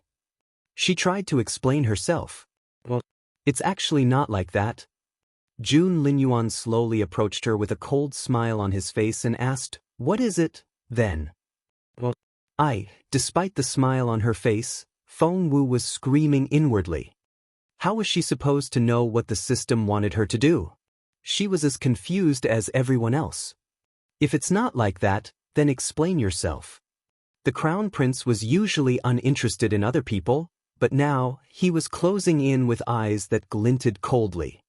Feng Wu said, "I just don't think these flowers are good enough for someone as elegant and graceful as you, so I want to take them back and give you something more suitable another day." "When will that be?" The crown prince stared at Feng Wu. It was only a random excuse, and of course, she didn't know when that would be. "Damn you, Jun Linyuan." Feng Wu cursed inwardly. She wondered why this man wouldn't leave her alone. But she couldn't lose her temper just yet and had to maintain that adorable sweet smile. Grinding her teeth, Feng Wu smiled. "Your Royal Highness, are you really not going to give them to me?" Jun Linyuan gave her a half-smile. "Little Feng Wu, are you really that in love with me?" All Feng Wu had to say was yes, and he would give her the flowers. However, Feng Wu failed to recognize Jun Linyuan's insinuation, and she waved her hands in denial. "No, I'm not in love with you at all. Jun Linyuan, please believe me. I don't have any feelings for you. Don't believe the rumors." Jun Linyuan's face immediately turned as dark as ink. Around them, everyone became so quiet that they could hear their breathing. The temperatures seemed to drop. Feng Wu eyed the flowers eagerly. Although she still had a whole day ahead of her, if Jun Linyuan refused to give her the flowers, there was nothing she could do. Moreover, what if Jun Linyuan decided to destroy the flowers? Feng Wu had just jinxed herself. The moment that idea popped into her head, Jun Linyuan's slender fingers wrapped around the flowers. Shit! Feng Wu's pupils contracted. Since the system had specified that she had to get those flowers back, she wouldn't be able to accept any other flowers. If Jun Linyuan destroyed them now, then her sixth trial would be. Feng Wu couldn't bring herself to imagine her failure. Wait. Feng Wu rushed over to him and wrapped her hands around Jun Linyuan's wrist so tightly that she almost gave him bruises. Those are my flowers. You can't destroy them. Feng Wu glowered at Jun Linyuan. Jun Linyuan was baffled. Had he misunderstood something? If the girl cherished the flowers so much, how could she not be in love with him? Was Feng Sun correct in saying that she was being dishonest and playing hard to get? Were her physical reactions more trustworthy than her words?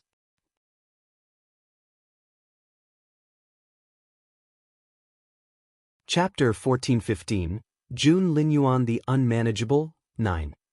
Feng Wu was very good at reading faces. Seeing the fleeting hesitation in Jun Linyuan's eyes, she immediately pleaded with him. Please give me the flowers. Pretty please?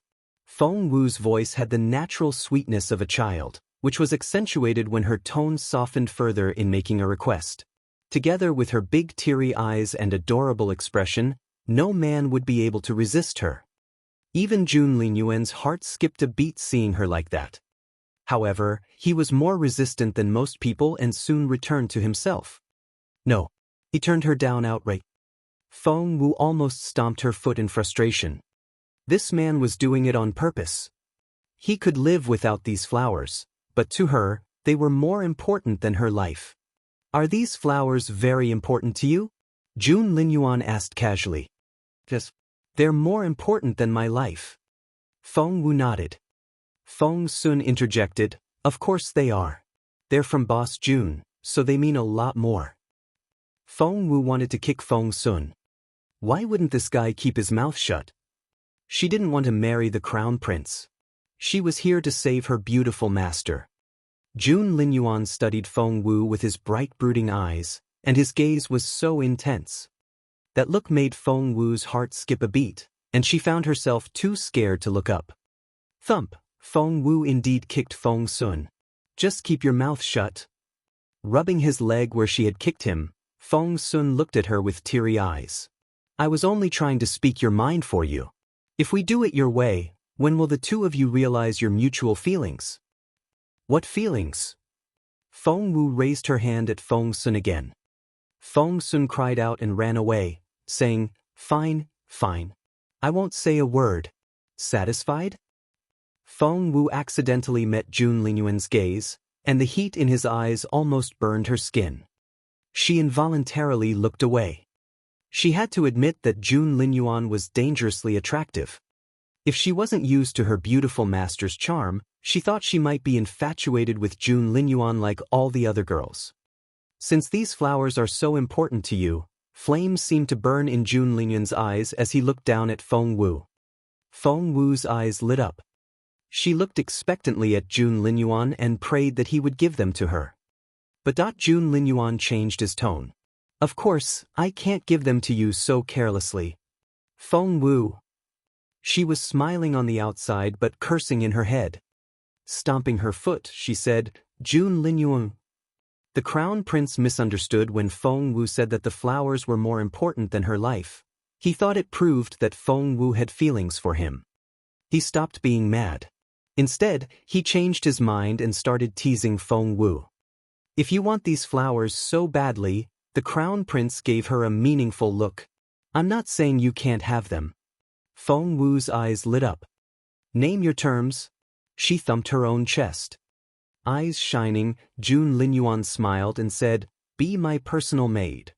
What?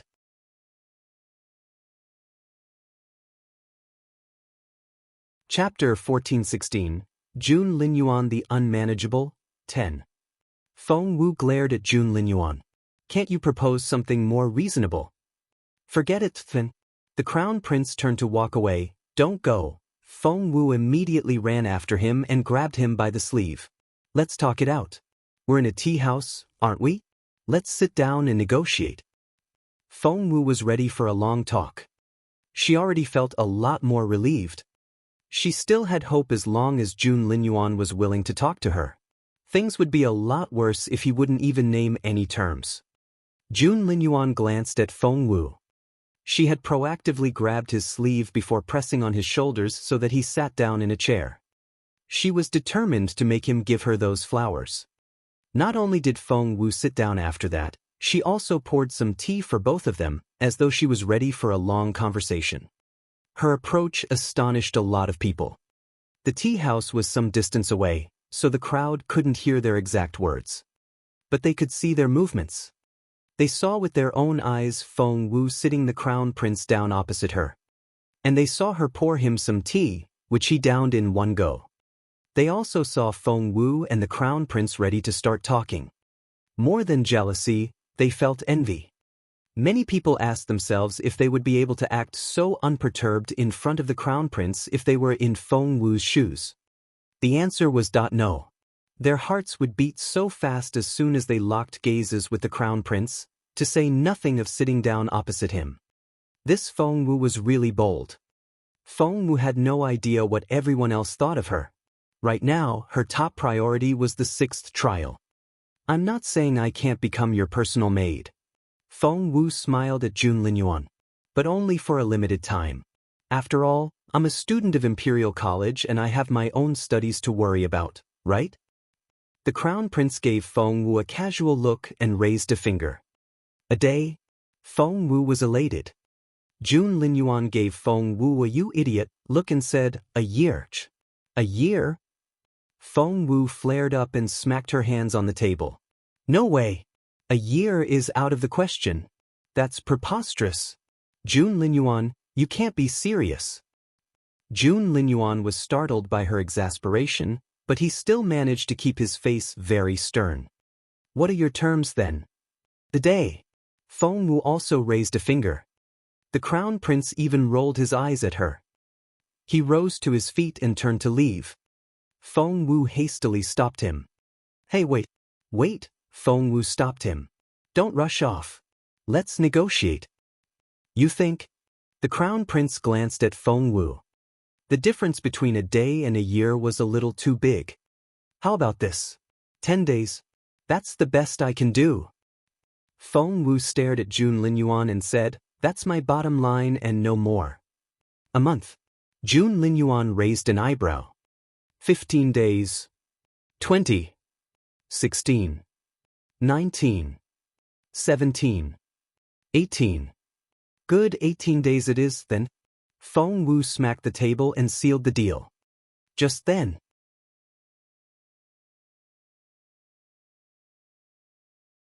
Chapter 1417. Be My Little Maid, 1. It was just serving Jun Linyuan, right? She would do anything to complete the 6th trial. Jun Linyuan looked into Feng Wu's eyes and was a little surprised by her prompt reply. Deal, he replied. Flowers, give me my flowers. Feng Wu eagerly reached out to him. Did she want his flowers so badly? The proud crown prince gave Feng Wu a half-smile. Seeing the way the girl gingerly held the flowers and how much she seemed to like them, Jun Linyuan picked up some more from beside him and stuffed them into her hands. Take them all. Feng Wu was speechless. She only wanted her own bunch and wasn't interested in more, okay? However, she would still need Jun Linyuan's help before she finished all 12 trials of love. Therefore, she had to take the flowers and smile at him. Jun Linyuan glanced at Feng Wu. Happy now? Feng Wu was speechless. She was forced to accept something she didn't like and had to fake gratitude. What was worse, she had to endure all the sarcasm. It was awful. Jun Linyuan rose to his feet and strolled off. He only took a few steps before he paused, turned his head, and glanced at Feng Wu. Let's go. Feng Wu was dumbfounded. She suddenly realized that she had agreed to be Jun Linyuan's maid for 18 days, but, is it starting now? Feng Wu frowned. What do you think? Jun Linyuan raised his eyebrows and turned to leave. Since half the day was already over, Feng Wu found it a sweet deal. At that thought, she happily followed him. The crowd watched as Feng Wu left with Jun Linyuan. And the looks on their faces were very strange. So, she's only going to be a maid. I thought she would become a consort at least, but she's only a maid. The way she recklessly rushed up to the crown prince, what would His Royal Highness think of her? She should feel very lucky to be his maid. All the girls who had considered Feng Wu a great threat mocked her now. Even Song Yichen and his friends felt conflicted. Zhao Xingji smirked. I thought His Royal Highness thought highly of Feng Wu, but after all the wrangling, she only became a maid. How preposterous! Is it? Shu Yunruo glanced at Zhao Xingji. If you were given that chance, would you turn it down? You? Zhao Xingji stared at Shu Yunruo. Watch your language. Zhao Xingji was 4th and Shu Yunruo was 5th. Whenever they had a conflict, Zhao Xingji would try to suppress Shu Yunruo with his higher ranking. Shu Yunruo only found him ridiculous. He was the heir of the Gongshu family, and he would usually ignore someone like Zhao Xingji, but do you really think His Royal Highness only considers Feng Wu a maid? He gave Zhao Xingji and the others a half-smile. Lying to yourselves is a foolish thing to do. After that, Shu Yunruo turned to leave. Song Yichen and the others traded embarrassed looks. When they thought about it, they realized that if given the chance to stay close to His Royal Highness, they would take it, no matter in what capacity. They would be over the moon. Feng Wu hence was indeed spectacular. Feng Sun and Xian Yi smiled at each other as they watched Feng Wu follow the arrogant crown prince.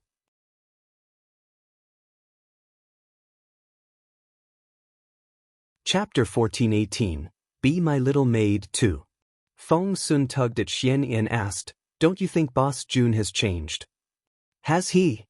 Xian Yi sounded confused. Feng Sun said, Yes. Haven't you noticed? Boss Jun has been talking a lot more. Thinking about it, Xian Yi realized that Feng Sun was right. Feng Sun went on, And haven't you noticed that Boss Jun is a lot more expressive when he speaks? Xian Yi was still trying to think how Jun Linyuan had changed, when Feng Sun gave him an example. Before, Boss Jun would only say move in that cold way of his, but just then he told Feng Wu let's go. Can't you tell the difference? Yes, but that only happens when he's around Feng Wu, Xian Yi said grumpily. Feng Sun gave it some thought and realized that Xian Yi was right. Boss Jun was still as unapproachable and reticent as ever with other people, but he was a lot more considerate toward Feng Wu. Boss Jun couldn't care less about Feng Wu's life when we were in northern border city. Who could have known? Feng Sun sounded amazed. Meanwhile, Feng Wu was following behind Jun Linyuan. She couldn't tell if Jun Linyuan was doing it on purpose, but he was casually walking around the immortal flower grove with his hands behind his back. With his impressive height, straight back, exquisite features, and excellent posture, he looked as imposing as a king. Feng Wu stayed an arm's length away from him the way a maid would. But the air in the immortal flower grove was suggestive enough. The sun was setting and the light was growing dim. On the day of the Immortal Flower Festival, when the atmosphere felt right, couples might roll around in the bushes right there and then. Therefore, Feng Wu felt embarrassed when she saw the rustling bushes on the side of the road. However, Jun Linyuan seemed completely unaware and kept walking in that direction. How awkward would it be if he ran into those people? Feng Wu immediately quickened her steps and grabbed Jun Linyuan by his sleeve. She warned him, we should leave. No. The crown prince seemed to be lost in thought, and Feng Wu's voice woke him up from his reverie. He then glanced at Feng Wu in bewilderment. Feng Wu grew anxious when Jun Linyuan stopped walking, and she tried to pull him away. Are you dumb or what? Don't just stand there. Move. The crown prince was all about saving face, and no one had ever dared call him dumb. Thus, his rebellious side immediately flared up. Instead of turning around, he kept moving forward. Hey! Stop right there. Feng Wu was exasperated. Even she knew what happened here in the bushes during the Immortal Flower Festival. Unfortunately, the crown prince was walking too fast for Feng Wu to stop him. It just so happened that the couple was too absorbed in what they were doing to notice the approaching footsteps. Whooshed at the tall bushes were brushed aside to reveal two entwined bodies. By then, the young couple finally realized what was going on, and the girl shrieked. Feng Wu arrived at that moment. She put two spiritual stones on the ground and dragged Jun Linyuan away. The crown prince remained unperturbed and aloof, and one couldn't see any change in his expression. However, Feng Wu realized how stiff he had become when she dragged him off. She complained after they were out of the bushes, "Your Royal Highness, did you do that on purpose?" Jun Linyuan glared at Feng Wu with emotionless eyes. "Shut up."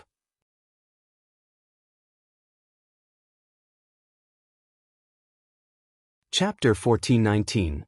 Be My Little Maid, 3. The crown prince was very frightening when he was like this. Feng Wu immediately quieted down. She would stop talking altogether, however, Feng Wu thought her head was going to explode when she saw the crown prince's scarlet-red earlobes. Jun Linyuan wouldn't be reacting this way if he was experienced. Judging by the way he was reacting, could he be? So, he was actually trying to cover up this embarrassment when he acted all nonchalant and unapproachable. Feng Wu looked at Jun Linyuan involuntarily, but it just so happened that he was looking in her direction as well. Their eyes met and they could almost see sparks in the air that Feng Wu immediately looked away. So did the crown prince. The air seemed to freeze for a moment, and the embarrassment made them go stiff. In the end, Feng Wu used to be a modern woman and was used to such things. Therefore, she soon returned to herself. She then stole a glance at Jun Linyuan. She realized that not only had Jun Linyuan's fair earlobes turned red, but his eyes couldn't stop darting around. Driven by curiosity, Feng Wu tugged at his sleeve and whispered, "Jun Linyuan, don't tell me you haven't seen such things before." The crown prince immediately stiffened, and there was a vexed look on his taut, handsome face. He threw a cold glance at Feng Wu before looking away. Oh my! Feng Wu had been a secret agent in her previous life, and she was an expert at reading faces. Therefore, Jun Linyuan, are you a virgin? Feng Wu didn't know where she found the courage, but she just poked her nose into Jun Linyuan's personal life. Jun Linyuan stiffened and walked away without looking at Feng Wu. Wow! Feng Wu was thrilled. She felt as though she had discovered a whole new world and couldn't wait to hear more gossip. Hey! Jun Linyuan walked very fast, and Feng Wu had to run after him. She looked up at him with sparkling eyes. Have you never seen such things before? Don't you have a maid to warm your bed? Seriously? You're the crown prince. He was walking so fast that Feng Wu could barely catch up. She was panting as she ran. Feng Wu said grumpily, "Isn't that normal? Why are you avoiding the question? You look so nervous." Suddenly, the crown prince stopped. Feng Wu, who was still rushing forward, bumped into his back. His back was so hard that Feng Wu thought she had broken her nose. That hurt. She almost burst into tears. Do you know a lot about it? There was a murderous look on his face as he looked down at her with his cold eyes. All Feng Wu could feel was pain. Tears had welled up in her eyes as she stared at him innocently. What? Do you know a lot about such things? The crown prince frowned and sounded very intimidating. Well, Feng Wu was speechless. What should she say? Such things were quite common in modern society. Even if she hadn't done it herself, she had still seen her fair share. However, she then saw Jun Linyuan's taut face and his clenched fists. The bulging purple veins were evidence of how furious he was.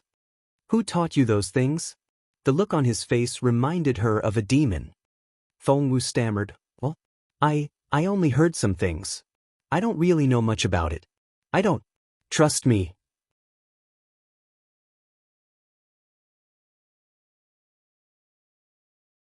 Chapter 1420. Be My Little Maid, 4. Feng Wu wanted to smack her own head. Why did she have to be so nosy and ask after the teenager's private life? Now, she became the one who was at a loss over what to say. Jun Linyuan didn't say anything, but he was looking in another direction. A man was standing there, waiting for instructions. It was none other than Feng himself. Feng nodded, indicating that he had received the order. Feng Wu was dumbfounded as the master and servant reached a tacit agreement. She had no idea what was going on. But Jun Linyuan didn't care if she understood or not. He picked her up and marched off. Hey Jun Linyuan, what are you doing? I have legs. I can walk on my own. Let go of me. Of course, the crown prince wouldn't let go of her. He wanted to pry her head open and find out what was inside. The crown prince's residence. A lot of servants worked in the residence, and they all seemed to have been specially trained. Everyone walked swiftly and quietly without stopping for a second. The crown prince liked things quiet, and he wanted the servants to stay out of sight. Therefore, the wide and even paths of the residence were usually deserted. News came from the tower building that His Royal Highness's carriage was about to arrive. Granny Gong immediately went out to greet him with hot towels. The crown prince was a neat freak, and with all the dust outside, the first thing he always did when he arrived home was to clean his hands. However, as Granny Gong laid out the hot water and towels, she saw the dark-faced crown prince quickly walk into the house with a person in his arms. Jun Linyuan soon walked inside, leaving everyone behind. The servant blinked in bewilderment as the crown prince walked away. Granny Gong. A maid next to Granny Gong spoke, and she sounded displeased. I thought His Royal Highness always cleans his hands first before going inside. Why not today? The crown prince acted as if they didn't exist. Granny Gong glanced at the maid. The Empress Dowager had sent over a few maids the other day and had left specific instructions that Bishi here should work as the crown prince's chambermaid. Of course, Granny Gong didn't dare do that. She could only have Bishi stay close to her, so that she could see the crown prince often enough. Maybe she would get noticed one day that way. But Granny Gong felt that the chances were very low. She had to admit that Bishi was indeed very pretty. But Granny Gong shook her head with a wry smile. She was only pretty, not stunning. Compared with Feng Wu, Bishi was nothing. Seeing the ambitious look on Bishi's face, Granny Gong shook her head. Granny Gong, His Royal Highness hasn't washed his hands yet. Let me bring these to him. After that, Bishi casually took the towels and had a younger maid pick up the hot water. Granny Gong stared at her with a dark face. Stop right there. Granny Gong? Bishi gave her an arrogant glance. Before she came here, the Empress Dowager told her that she was a blessed girl. If she could give birth to a boy, she could become one of the crown prince's senior concubines. If she could become a senior concubine, there was a chance she could become an imperial consort in the future. Granny Gong could sell the other maids however she wanted, but Bishi was someone the Empress Dowager had high hopes for. Staring at her with cold eyes, Granny Gong told a younger maid to snatch the towels back. If you want to live, you'll have to be a lot more obedient. After that.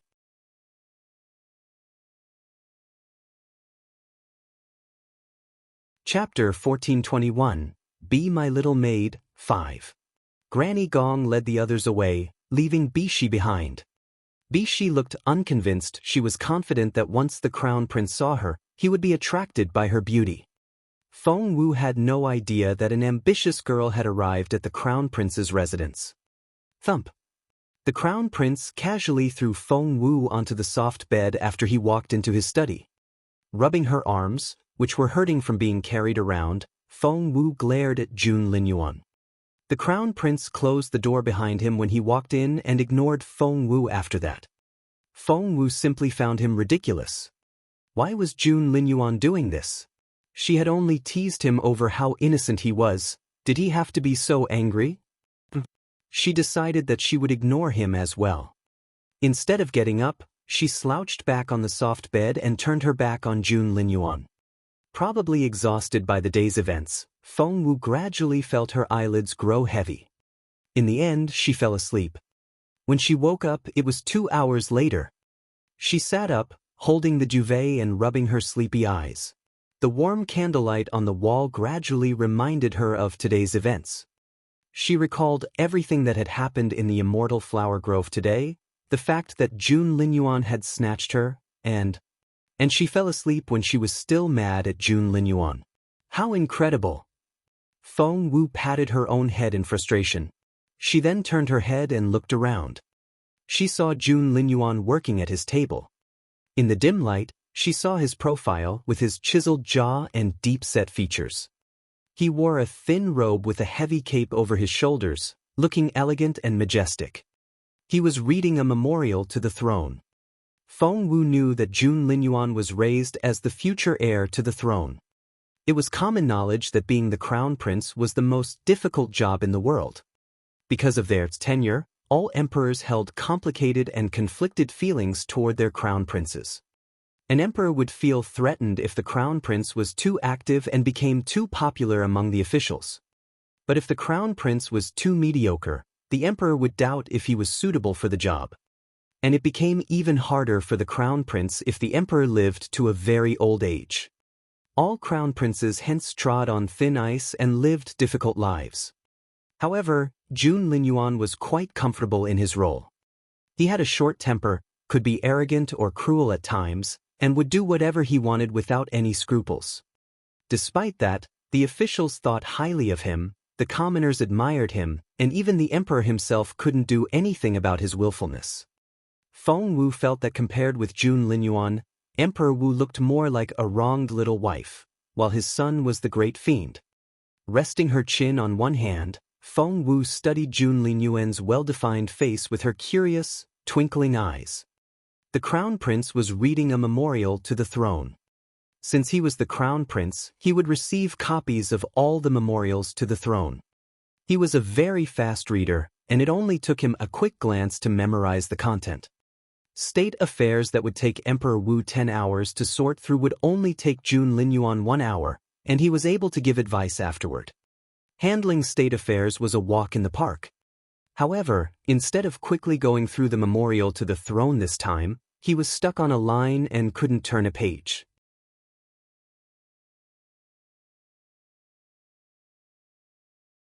Chapter 1422, Be My Little Maid, 6. Because Feng Wu was staring at him. With his keen senses, he had been aware of Feng Wu's gaze as soon as she woke up. For some unknown reason, the girl kept staring at him, as if she was trying to solve a puzzle. Under her gaze, the crown prince felt the temperature in his cheeks rise, and somehow he was reminded of what he had seen in the bushes earlier. But this time, the girl had Feng Wu's face. When he realized what was going on, Jun Linyuan felt like he had been struck by lightning. What on earth was he thinking? Thump. Frustrated, Jun Linyuan smashed his fist on the table. The impact sent all the memorials to the throne to the floor. Feng Wu jumped at the noise as well. What's wrong? Before she knew it, Feng Wu had rushed over to Jun Linyuan's side. The memorials had fallen all over the floor, as if they were common letters. But so many things were at stake in each and every one. This was the political center of the empire, and the slightest change could have the greatest impact. Feng Wu was even more confused when she saw how frustrated Jun Linyuan looked. Jun Linyuan. However, the crown prince shoved Feng Wu to the side and marched out of the room. Before Feng Wu could say anything, Jun Linyuan was out of sight. She was dumbfounded. What on earth happened? Feng Wu shook her head in resignation and couldn't for the life of her think of an explanation, but she didn't linger on the question. She looked around and saw all the memorials scattered on the floor as if they were garbage. What a willful crown prince. Crouching down, she picked up all the memorials, sorted them out, and put them back on the desk. Just then there was a gentle tap on the door. What? Feng Wu was surprised. She had been here at the crown prince's residence many times, but she couldn't recall anyone daring to disturb Jun Linyuan. Certainly no one had dared knock on his door. Feng Wu opened the door out of curiosity. A beautiful young woman stood outside with a tray, which had a bowl on it. The content looked like... Was that white fungus soup with lotus seeds? Feng Wu remembered that Jun Linyuan hated sticky soup like this. The girl wore the thinnest dress Feng Wu had ever seen.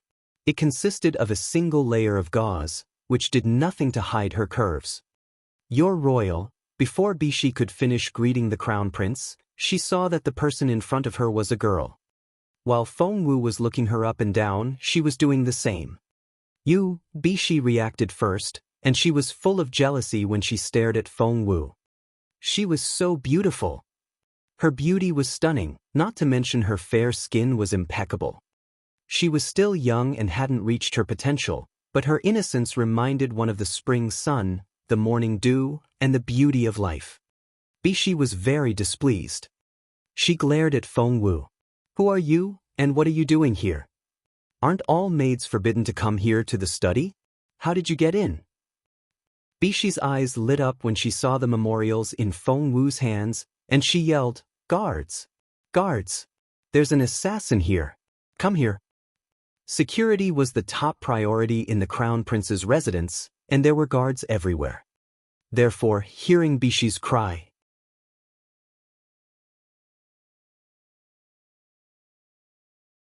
Chapter 1423, Pretty Slave.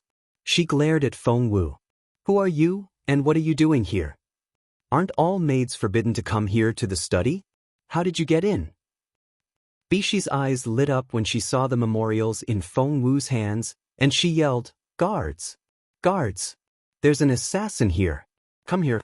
Security was the top priority in the Crown Prince's residence, and there were guards everywhere. Therefore, hearing Bishi's cry, everyone was instantly alarmed, and several people rushed toward the study. Seeing them, Bishi shouted, "Come over here! Quickly!" This woman broke into His Royal Highness's study. She must be a mole. Catch her. No, kill her. All the secret guards around the study and posted throughout the residence were very loyal to Jun Linyuan. They took orders from him and no one else. To them, Feng Wu wasn't an acquaintance, but she wasn't a stranger either, as she had visited the residence a few times already. Thus, the leader of the guards seemed slightly displeased when he saw that Feng Wu was the assassin. Bishi said hastily, "Take her down." No. However, the leader only cast a stern look at Bishi before walking away. That look made Bishi shudder. The next thing she knew, the leader was leaving. "Hey Lu Xian, why are you leaving? Shouldn't you arrest her?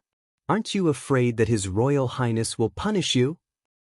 Bishi and Lu Xian both grew up in the Imperial Palace, and their paths had crossed when they were little. While Bishi was sent away to learn how to please men, Lu Xian went on to learn martial arts. This was their first meeting after growing up. Even though Bishi recognized him, Lu Xian didn't stop. He quickly led his men back to their positions. "Hey!" Infuriated, Bishi shouted after him. The residence was very quiet after dark, so much so that one could hear leaves falling from the trees. Bishi's voice hence sounded very out of place. Soon, Granny Gong arrived in a hurry. "What's going on here?" Her face was livid. The Crown Prince's residence ran smoothly under her supervision. All the servants did their jobs properly and no one made any unnecessary sounds. This Bishi had been disobeying the rules just because she had been sent here from the Imperial Palace by the Empress Dowager herself, and Granny Gong had been enduring her behavior until now. Seeing Granny Gong, Bishi quickly walked up to her and tried to take her arm. However, Granny Gong drew her hand back and stared at Bishi. "Granny Gong," Bishi pursed her lips, pointed at Feng Wu and whined, "This woman is a mole. She was tampering with His Royal Highness's memorials. She's after court secrets. We have to take her down before she escapes." Granny Gong stared at Bishi and found her an utter idiot. However, Bishi had no idea how foolish her accusation was. Instead, she tried to make up more stories. "Granny Gong, I'm telling the truth. She was trying to steal the memorials. She really was." Granny Gong had had enough of her idiotic speech. "Do you know who she is?" Bishi looked dumbfounded. The answer was obviously no. "Who is she? Isn't she some slave His Royal Highness brought back?" And this slave was too pretty to be real.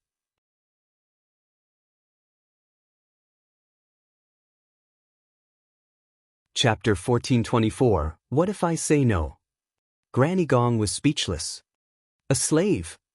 Granny Gong wanted to laugh out loud. She was about to say something when she realized a serious problem. Last time when she was at court, the Empress Dowager had probed around, asking what the relationship between the Crown Prince and Feng Wu was like and if they were frequently in contact with each other. It was obvious that she didn't like Feng Wu. Afterward, she gifted Jun Linyuan with a few teenage girls, like Bishi, who had been trained to please men. Granny Gong remembered that the Empress Dowager used to give Jun Linyuan women before, but she stopped after he threw a tantrum. But now it was starting again. Intuition told Granny Gong that she should keep the Crown Prince and Feng Wu's relationship from Bishi, because Bishi had direct access to the Empress Dowager. Moreover, Granny Gong had also learned that Bishi was from an influential family and had a well-connected father. Therefore, at that thought, Granny Gong threw a dirty look at Bishi and said, "Get her out of here." Bishi's eyes widened, and she stared at Granny Gong in disbelief. "Granny Gong, are you serious? Get me out of here? You should arrest her and execute her." At Granny Gong's command, some servants took Bishi by the arms, but she struggled violently. She made all sorts of threats as she struggled. "Granny Gong, why are you on her side? Are you on her payroll or what? You're a team, aren't you?" Granny Gong rubbed her forehead. She couldn't for the life of her figure out how someone as stupid as Bishi could have survived in court, let alone be selected by the Empress Dowager. No matter how loudly she yelled, Granny Gong only ignored her. "Miss Feng, sorry about the disturbance." Granny Gong apologized to Feng Wu. Feng Wu waved at Granny Gong as if the little incident didn't bother her. By the way, Granny Gong looked up and a pretty young maid walked over with a tray. Granny Gong then smiled at Feng Wu. "Miss Feng, I need a little favor from you." Feng Wu glanced at the tray that was covered with a red cloth and was confused. "Granny Gong, what's this about?" Granny Gong smiled. "Her Majesty the Empress Dowager sent us this cooling soap as a gift, and His Royal Highness can really use it right now. So, Miss Feng, would you please take it inside?" "Inside?" Feng Wu seemed alarmed. Granny Gong smiled. "The bath hall, of course." Feng Wu frowned. "Granny Gong, this is such a precious gift. Don't you think you should handle it yourself?" Granny Gong smiled and said, "Miss Feng, since you'll have to go inside anyway, why don't you take it with you?" Feng Wu stared at Granny Gong. "I'm going inside? That's not going to happen." Granny Gong seemed confused. "But it's His Royal Highness's order." Feng Wu was speechless. Jun Linyuan just wouldn't let a day pass without making her life miserable. Feng Wu said, "What did His Royal Highness say?" Granny Gong smiled at Feng Wu. "His Royal Highness said that since you're his personal maid now, you'll have to do all the intimate things a personal maid is supposed to do." Feng Wu asked, "All the intimate things?" Granny Gong nodded. Feng Wu asked, "What if I say no?" Granny Gong chuckled. "No one in this world has ever dared defy His Royal Highness, so Miss Wu, don't act like a baby. Just hurry up." "Act like a baby?" Feng Wu rolled her eyes. "When did she ever act like a baby?" "What if I refuse?" Feng Wu gritted her teeth.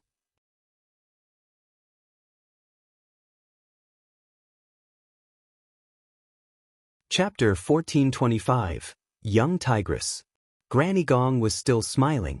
"Miss Wu, I think you know what His Royal Highness is capable of." Feng Wu rested her hands on her waist and stuck out her chest. "I'm not afraid of him." Granny Gong smiled. "I know you're not, but what about your family? By the way, I forgot to tell you, Miss Wu, while you're with His Royal Highness, young Master Qi will be staying with the Imperial Guards." Feng Wu narrowed her eyes in an intimidating way. How dare Jun Linyuan touch her family? Feng Wu smiled coldly. She then snatched the tray from the maid and charged into the bath hall with the cooling soap. Meanwhile, a pair of eyes stared at Feng Wu from a distance. The look in those eyes was a mix of jealousy and cold hatred. Thump! Feng Wu kicked the door open and charged in. Hot steam filled the room and the heat blew into her face. Through the coiling steam, she saw Jun Linyuan sitting in the hot spring and leaning against the edge. She could see his fair chest and exquisite collarbones. He raised his eyebrows when he heard the noise. Feng Wu marched to his side and glared at him. Jun Linyuan seemed to have anticipated her anger, so he was able to keep his expression completely unperturbed. How did you get in here? He glanced casually at her. Feng Wu found him ridiculous. He had forced her to come here by taking Xiaoqi, but now, he was asking why she was here. You know perfectly well why I'm here. Resting her hands on her waist, Feng Wu glowered. The crown prince looked perfectly innocent when he raised his chin. How am I supposed to know that? Fine. Feng Wu glared at him. If you don't need me here, I'm off. She then marched back toward the door. However, just before she stepped out, the open door slammed shut with a loud bang. Feng Wu had run so fast that she almost bumped her nose on the door. Luckily, she reacted in time and stopped herself with a hand. Enraged, she turned around and glared at Jun Linyuan. The crown prince looked as innocent as before and was even in the mood to play with the water. Feng Wu was so angry that her brain almost stopped working. She ran up to Jun Linyuan and said angrily, "You did that on purpose." Jun Linyuan nodded lazily. Feng Wu was furious. You actually nodded? Feng Wu pointed at Jun Linyuan. You forced me to come here but won't talk to me when I'm in the room, nor will you allow me to leave. Jun Linyuan, what on earth do you want? Only Jun Linyuan could make Feng Wu so angry. Hearing Feng Wu's question, he relaxed and gave Feng Wu an indifferent glance. Yes. What was that supposed to mean? Feng Wu wanted to smack his head. Jun Linyuan, you're threatening me with Xiaoqi's safety. How dare you? The more Feng Wu thought about it, the angrier she got. She was usually a very calm person, and no one ever saw her like this. She was always so composed and unperturbed.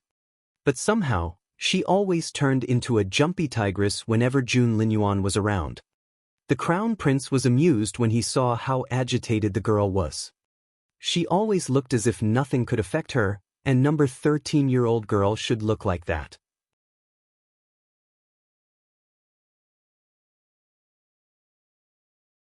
Chapter 1426, I Can Keep My Word. Therefore, the crown prince felt very proud to be able to make her lose control. Come here. Despite how he felt, his expression still remained arrogant and undisturbed.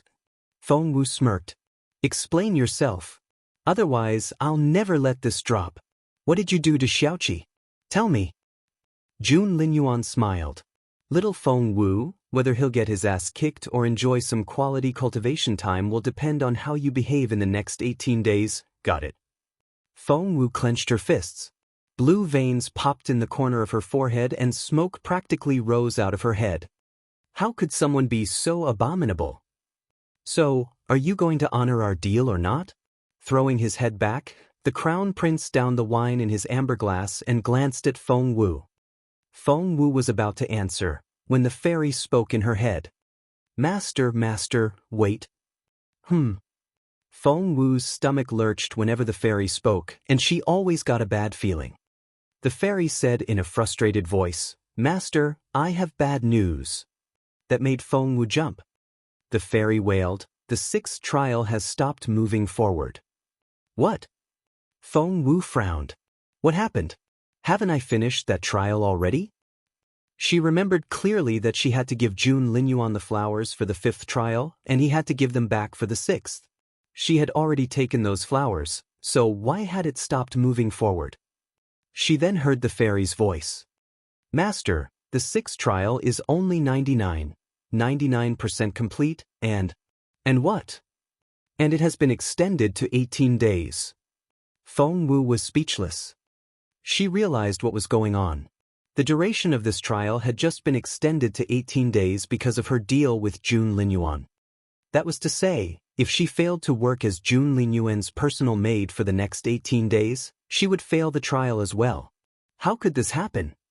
Feng Wu looked frustrated and was sure that the system had something against her. Why was it acting like a stepmother and treating her this way? Just then, she heard Jun Linyuan's arrogant voice. If you don't want the job, so many people can't wait to take your place. Leave, then, he said without hesitation. Feng Wu looked at Jun Linyuan with teary eyes. If the system was her stepmother, it was definitely Jun Linyuan's loving biological mother. But I can keep my word. I won't be seen as an untrustworthy person. Feng Wu clenched her fists and opened her big black eyes very wide. She looked like she was going to cry. The crown prince gave a small smile which quickly disappeared, but Feng Wu was too vexed to notice. Scrub my back, the crown prince prompted her. Fine. Feng Wu reluctantly inched toward him, fetched a clean towel, and was going to scrub his back. But, Feng Wu, is that how you serve your master? The crown prince said. What now? Jun Linyuan said, can't you see 5 bath towels on the shelf? Feng Wu nodded. I did see them. They're all made from different fabrics and are in different sizes.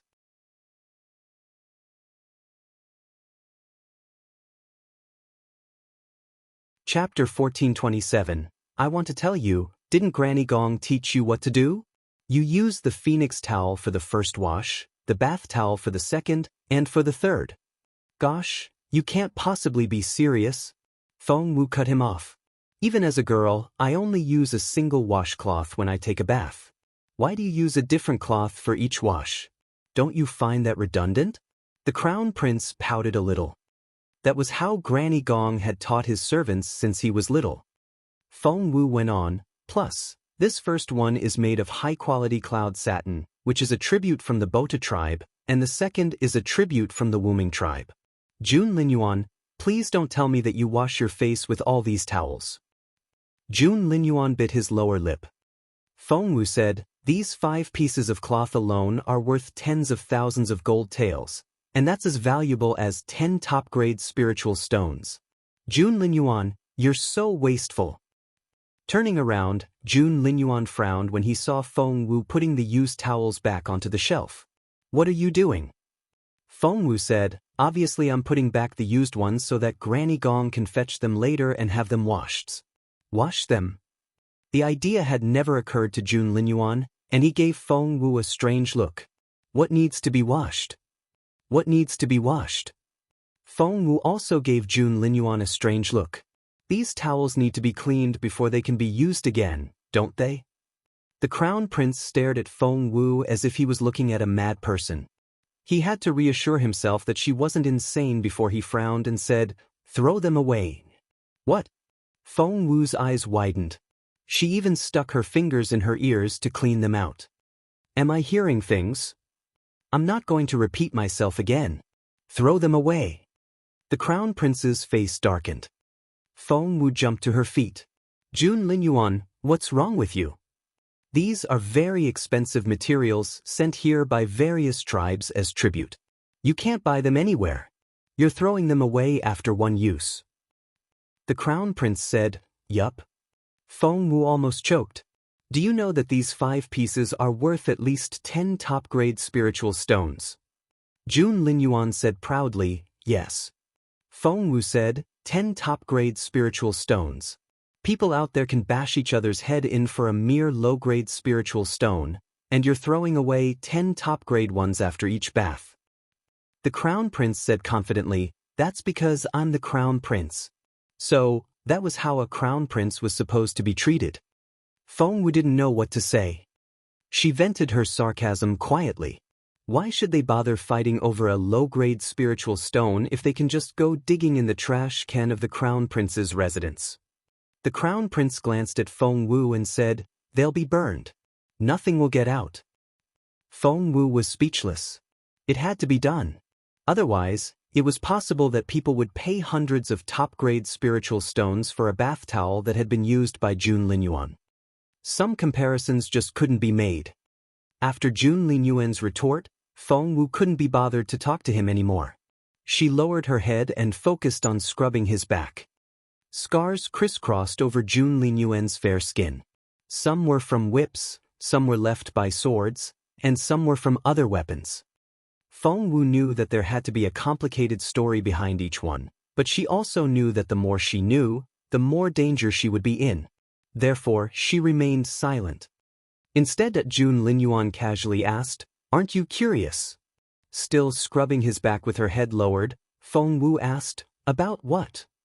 Aren't you curious why a crown prince has so many scars on him? Jun Linyuan seemed to be in the mood to chat again.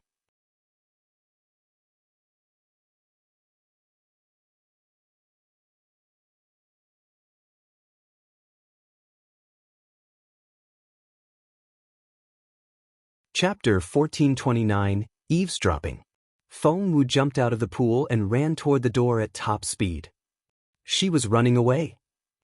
Infuriated, Jun Linyuan jumped out of the pool as well. Feng Wu was more level-headed in a critical moment like this, so when she ran for the door, she picked up both Jun Linyuan's dirty and clean clothes.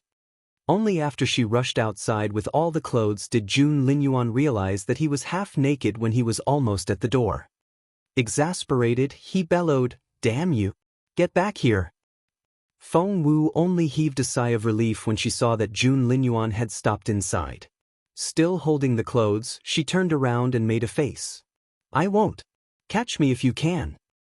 Jun Linyuan yelled, "Feng Wu, do you have a death wish?" Feng Wu said, "Come and get me." Jun Linyuan said, "What makes you think I won't?" Feng Wu said, "What are you waiting for, then?" Jun Linyuan was so furious that he almost laughed. Gritting his teeth, he said, "Little Feng Wu, I'm going to give you one last chance." Feng Wu grinned. "You can keep the chance. What can you possibly do to me?" What were Feng and Granny Gong doing when the young couple was bickering? While the Crown Prince's residence was very spacious, it was usually very quiet. Therefore, the slightest noise was very obvious. How could Feng and Granny Gong not notice the quarrel between Feng Wu and Jun Linyuan? They ran out of their rooms as soon as they heard it. However, they stopped abruptly when they turned a corner, because they could clearly hear the two teenagers' voices. Sure enough, they heard the childish quarrel. Feng and Granny Gong were both speechless. They couldn't begin to describe what they were feeling right now. She was the new star of the imperial capital, someone who had risen again after her downfall, while he was the arrogant crown prince as well as a formidable warrior. They were both very sensitive about their reputations when they were around other people, but now, they were fighting like two kids. Feng cleared his throat. Ahem. Deep down, His Royal Highness is still a child. Granny Gong rubbed her forehead. His Royal Highness was never like this. Feng rubbed his chin and said calmly, "That's because he had yet to meet the right opponent." Granny Gong agreed. It seemed that the Crown Prince only behaved this way when he was around Feng Wu. But she was still worried. "Are you sure this is good for His Royal Highness?" Feng glanced at Granny Gong. "Why not? His Royal Highness never smiled when he was little. By the time he turned 3, he already looked like a 60-year-old. Too many people placed too many expectations on him when he was growing up, and he's always been under more pressure than anyone can imagine. Isn't it nice to have someone who can turn him into a child once again?" Granny Gong still wanted to say something, but Feng cut her off. Plus, cultivation is all about a balance between tension and relaxation. His Royal Highness has been under a lot of stress for so many years. A little relaxation may do him good. That immediately persuaded Granny Gong, and she nodded. "That's true. If that's the case, Miss Feng Wu has done us a great favor." While Feng and Granny Gong were enjoying the show, someone else was standing in a corner 100 meters away. Bishi wasn't allowed to go near the hot spring and had to eavesdrop from afar.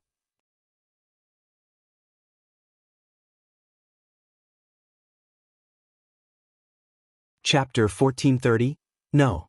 I won't give them to you. Seeing the way Feng Wu and Jun Linyuan bickered and how agitated the Crown Prince was, Bishi clenched her fists in jealousy. Other people might think that Jun Linyuan and Feng Wu were quarreling, but Bishi had been learning such things since she was little, and she knew better. With His Royal Highness's temperament, if he didn't like a person, all he needed to do was flip a sleeve, and they would be annihilated. There was no need to quarrel. Therefore, if a girl could bring out the Crown Prince's childish side, she had to be very special to him. Her Majesty the Empress Dowager had to know about this. At that thought, Bishi quietly retreated. Meanwhile, Feng Wu had no idea that someone else had seen her little confrontation with Jun Linyuan. She was too busy driving Jun Linyuan crazy. "Nope. I'm not giving them back to you. Feng Wu said proudly. Show yourselves already. Are you waiting for an invitation? Jun Linyuan yelled at a corner. Feng Wu turned around to see Feng and Granny Gong step out of their hiding place. Feng Wu wept inwardly. At her current cultivation level, she indeed wasn't capable enough to detect them. Feng and Granny Gong looked straight ahead when they walked past Feng Wu, but Granny Gong still took the clothes away from her. Jun Linyuan gave Feng Wu a threatening look. Just wait and see. You big baby. Feng Wu stuck out her tongue at him before jumping onto the wall and trying to dash off. However, this was the Crown Prince's residence. With the Crown Prince's permission, Feng Wu could go wherever she wanted. But if he wouldn't give that permission, ouch. Feng Wu jumped onto the wall, only to see a dark shadow moving quickly toward her. Before she knew it, she fell down and hit the ground with a loud thump. The fully dressed Crown Prince strolled to her side. Crouching down, he studied her with a complacent look in his twinkling eyes. The next second, he caught Feng Wu's chin with his slender, fair fingers. Feng Wu glared at him. Jun Linyuan, you had help. That's not fair. Jun Linyuan only smirked. Is that so? Thinking that she had turned things around, Feng Wu nodded repeatedly. Yes. Jun Linyuan said, so what? Feng Wu was dumbfounded. Huh. Jun Linyuan said, this is the Crown Prince's residence, and they're all my people. So what if I had help? Feng Wu stammered. Jun Linyuan snorted and rose to his feet. Tidy her up. She looks like a dirty little beggar now. He promptly turned to leave after that, as if Feng Wu was just a discarded doll. If Granny Gong and Feng didn't know that Jun Linyuan had feelings for Feng Wu, they really would think that he didn't like her. Tell her that she's cooking dinner tonight. Jun Linyuan had Granny Gong pass on his command instead. Obviously, he was still mad at her for what she did earlier. Is it your Royal Highness's dinner, or? Granny Gong asked. Jun Linyuan gave Granny Gong a sidelong glance. The entire residence, obviously. No one is allowed to help her. He walked away after that. Granny Gong frowned. Cooking dinner for the entire Crown Prince's residence was a lot of work. Things were getting complicated. At that thought, Granny Gong gave Feng Wu a sympathetic glance. Miss Wu. Feng Wu waved her off. Granny Gong, just tell me, how many people are there in the residence?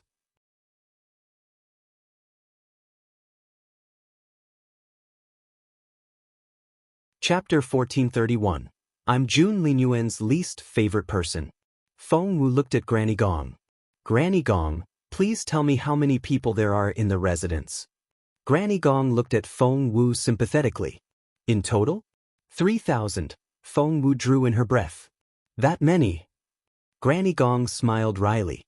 That's already fewer than before. A lot more people used to work here, but His Royal Highness didn't like all the noise, so he let a lot of them go. Miss Wu, as you know, His Royal Highness is the heir to the throne and our future emperor. There are bound to be a lot of servants here. Feng Wu rubbed her forehead. She had just disrespected the future emperor. She should count herself very lucky to still be alive. She had to cook for 3,000 people now. There are requirements for the meals here, right? Feng Wu asked. Granny Gong gave her a sympathetic look. Yes. His Royal Highness's dinner consists of 30 dishes, and dinner for the stewards consists of 10, and after that.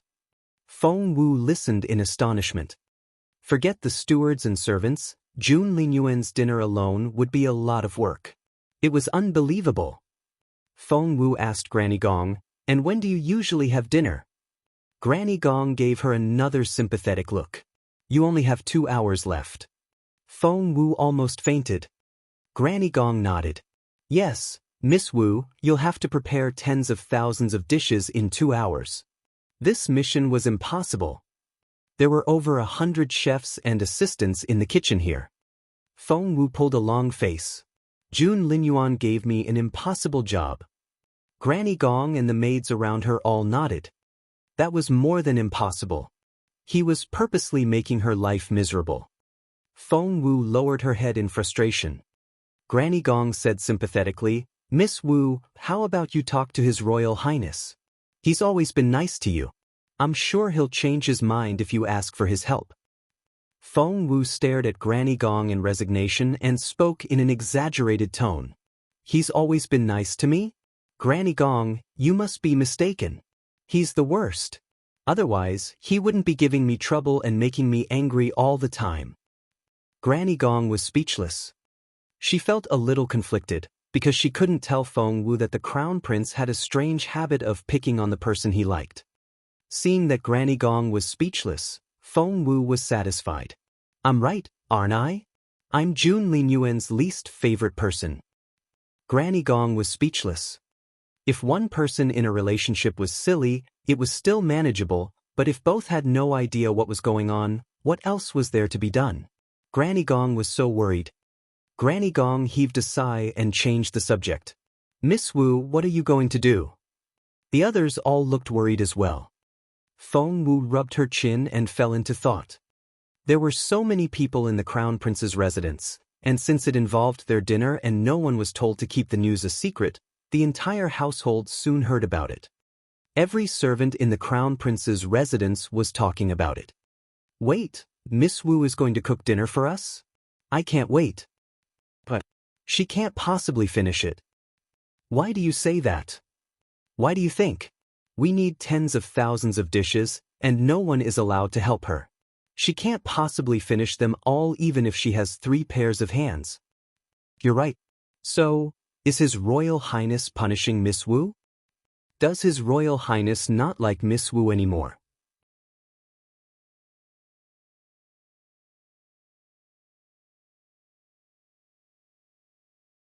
Chapter 1432, Jun Linyuan's Unspoken Feelings. So, has Miss Wu fallen out of favor? Someone listening quietly in the crowd smiled in satisfaction. It was none other than Zhen Xia, the senior maid. She had been laying low these days and trying not to be noticed. In fact, she worked for Zhuo Qingwan and would tell the latter everything that was going on in the Crown Prince's residence. Feng Wu, I didn't expect you to fall out of favor so quickly. There I was, feeling so threatened by you. Zhen Xia smirked and left. And she wasn't the only maid in the Crown Prince's residence to think like that. The other women secretly rejoiced and couldn't wait to see Feng Wu embarrass herself.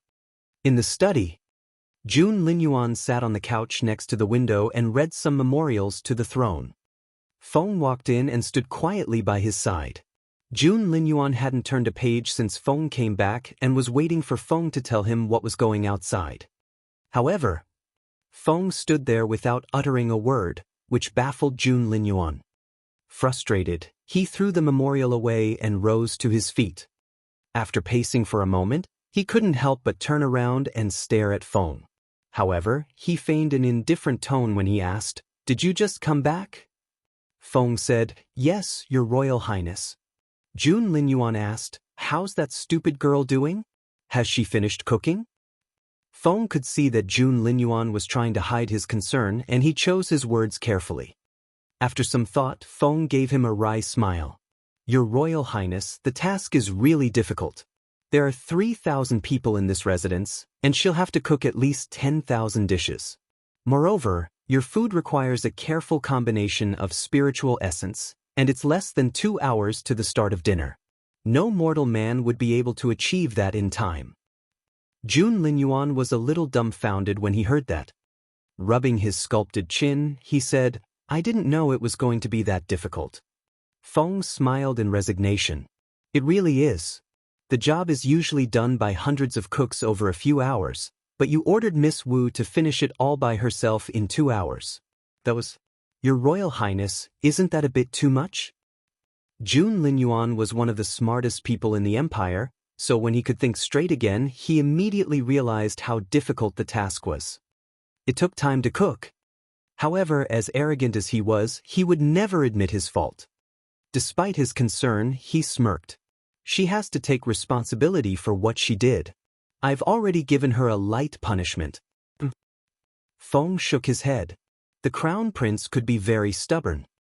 He then asked casually, "Your Royal Highness, what did Miss Wu do to make you so angry?" Jun Linyuan didn't know what to say. He couldn't tell Feng that it was because Feng Wu had refused to listen when he wanted to talk. Feng would laugh at him if he told the truth. Jun Linyuan wouldn't stand for such humiliation. Jun Linyuan immediately went scarlet in the face and bellowed, "Are you curious?" Feng knew his young master too well. He immediately realized that Jun Linyuan was angry from shame. So he waved his hands repeatedly. No. I'm not curious at all. I'll go check on Miss Feng Wu." As he backed away, he gave Jun Linyuan an inquiring look. "Just go," Jun Linyuan thought.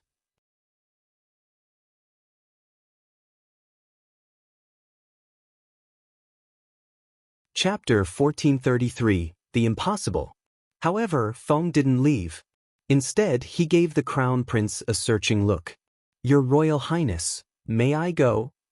Jun Linyuan wanted to kick him. Of course he could go. What was he waiting for? "Your Royal Highness, I'll be on my way then?" Feng asked deliberately. Jun Linyuan almost exploded. He said, "Yes, if you want to." Feng said, "Well, I don't think I want to go all that much." Jun Linyuan said, "Out." In the kitchen, Granny Gong looked at Feng Wu sympathetically because the task was so difficult. As time went by, Feng Wu didn't seem worried at all. Granny Gong, on the other hand, was on edge. If Feng Wu starved everyone in the residence tonight, she would leave such a bad impression on the others. "Miss Wu," Granny Gong tried to make Feng Wu see how serious the situation was. "The servants may be inferior in status, but each of them has their own role, and you'll probably need their help in the future. But if today—" While Granny Gong chattered away, Feng Wu was racking her brain. All the cooks had been ordered to leave the kitchen. Looking around, Feng Wu saw rows upon rows of stoves and pans. There had to be hundreds of them. Since His Royal Highness had said that no one was to help Feng Wu, no one dared to. She even had to wash and chop the vegetables herself. Feng Wu knew that she would never be able to fulfill the original requirement, so she had to find another way. She touched here and there as she walked around, and her eyes lit up when she saw a bag of flour. "If I make some noodles?" Granny Gong immediately rejected the idea. "Don't. His Royal Highness hates noodles and won't let them touch his lips." Feng Wu frowned. "Why is he so difficult?" Granny Gong smiled wryly. "He has to eat rice, then?" Feng Wu asked. Granny Gong nodded. "His Royal Highness will be displeased if there's no rice, and when that happens, all of us will be in trouble." Feng Wu said, "If he has to eat rice—" "Wait a minute." Feng Wu's eyes lit up, as if she had discovered a new world. Granny Gong looked at Feng Wu in bewilderment and wondered why she was so happy. Granny Gong asked, "Miss Wu, do you know what to do now?" Feng Wu nodded happily. "I do. It won't be a problem. I promise I'll give you perfect results." Granny Gong was about to ask some more, when Feng Wu pushed her toward the door. "Just wait for my good news." Once Granny Gong was outside, Feng Wu closed the door behind her. Granny Gong was dumbfounded. Feng arrived at that moment and asked Granny Gong for an update. "How's Miss Wu doing?" Granny Gong smiled bitterly. "I don't know how to answer that question." Feng asked why. Granny Gong said, "Miss Wu said she knew what to do and chased us all out, but she didn't tell us what she was going to do." "Would she really know what to do?" She was supposed to cook for 3,000 people without any help. Everyone was convinced that Feng Wu was bragging. Feng had come here on a mission, so he pushed the door open and walked in. Otherwise, the Crown Prince would be mad at him. Feng Wu was busy working when Feng walked in. Feng Wu turned out to be really good with her knife, and she was chopping vegetables. You're tuning in to the Passion Pages YouTube channel. We're so grateful for your support, and don't forget to subscribe to join us on this incredible journey through captivating stories. Your generosity through donations truly makes a world of difference, as it's the primary source of revenue that allows me to expand and enhance this channel for you. Thank you from the bottom of my heart for being a part of this adventure.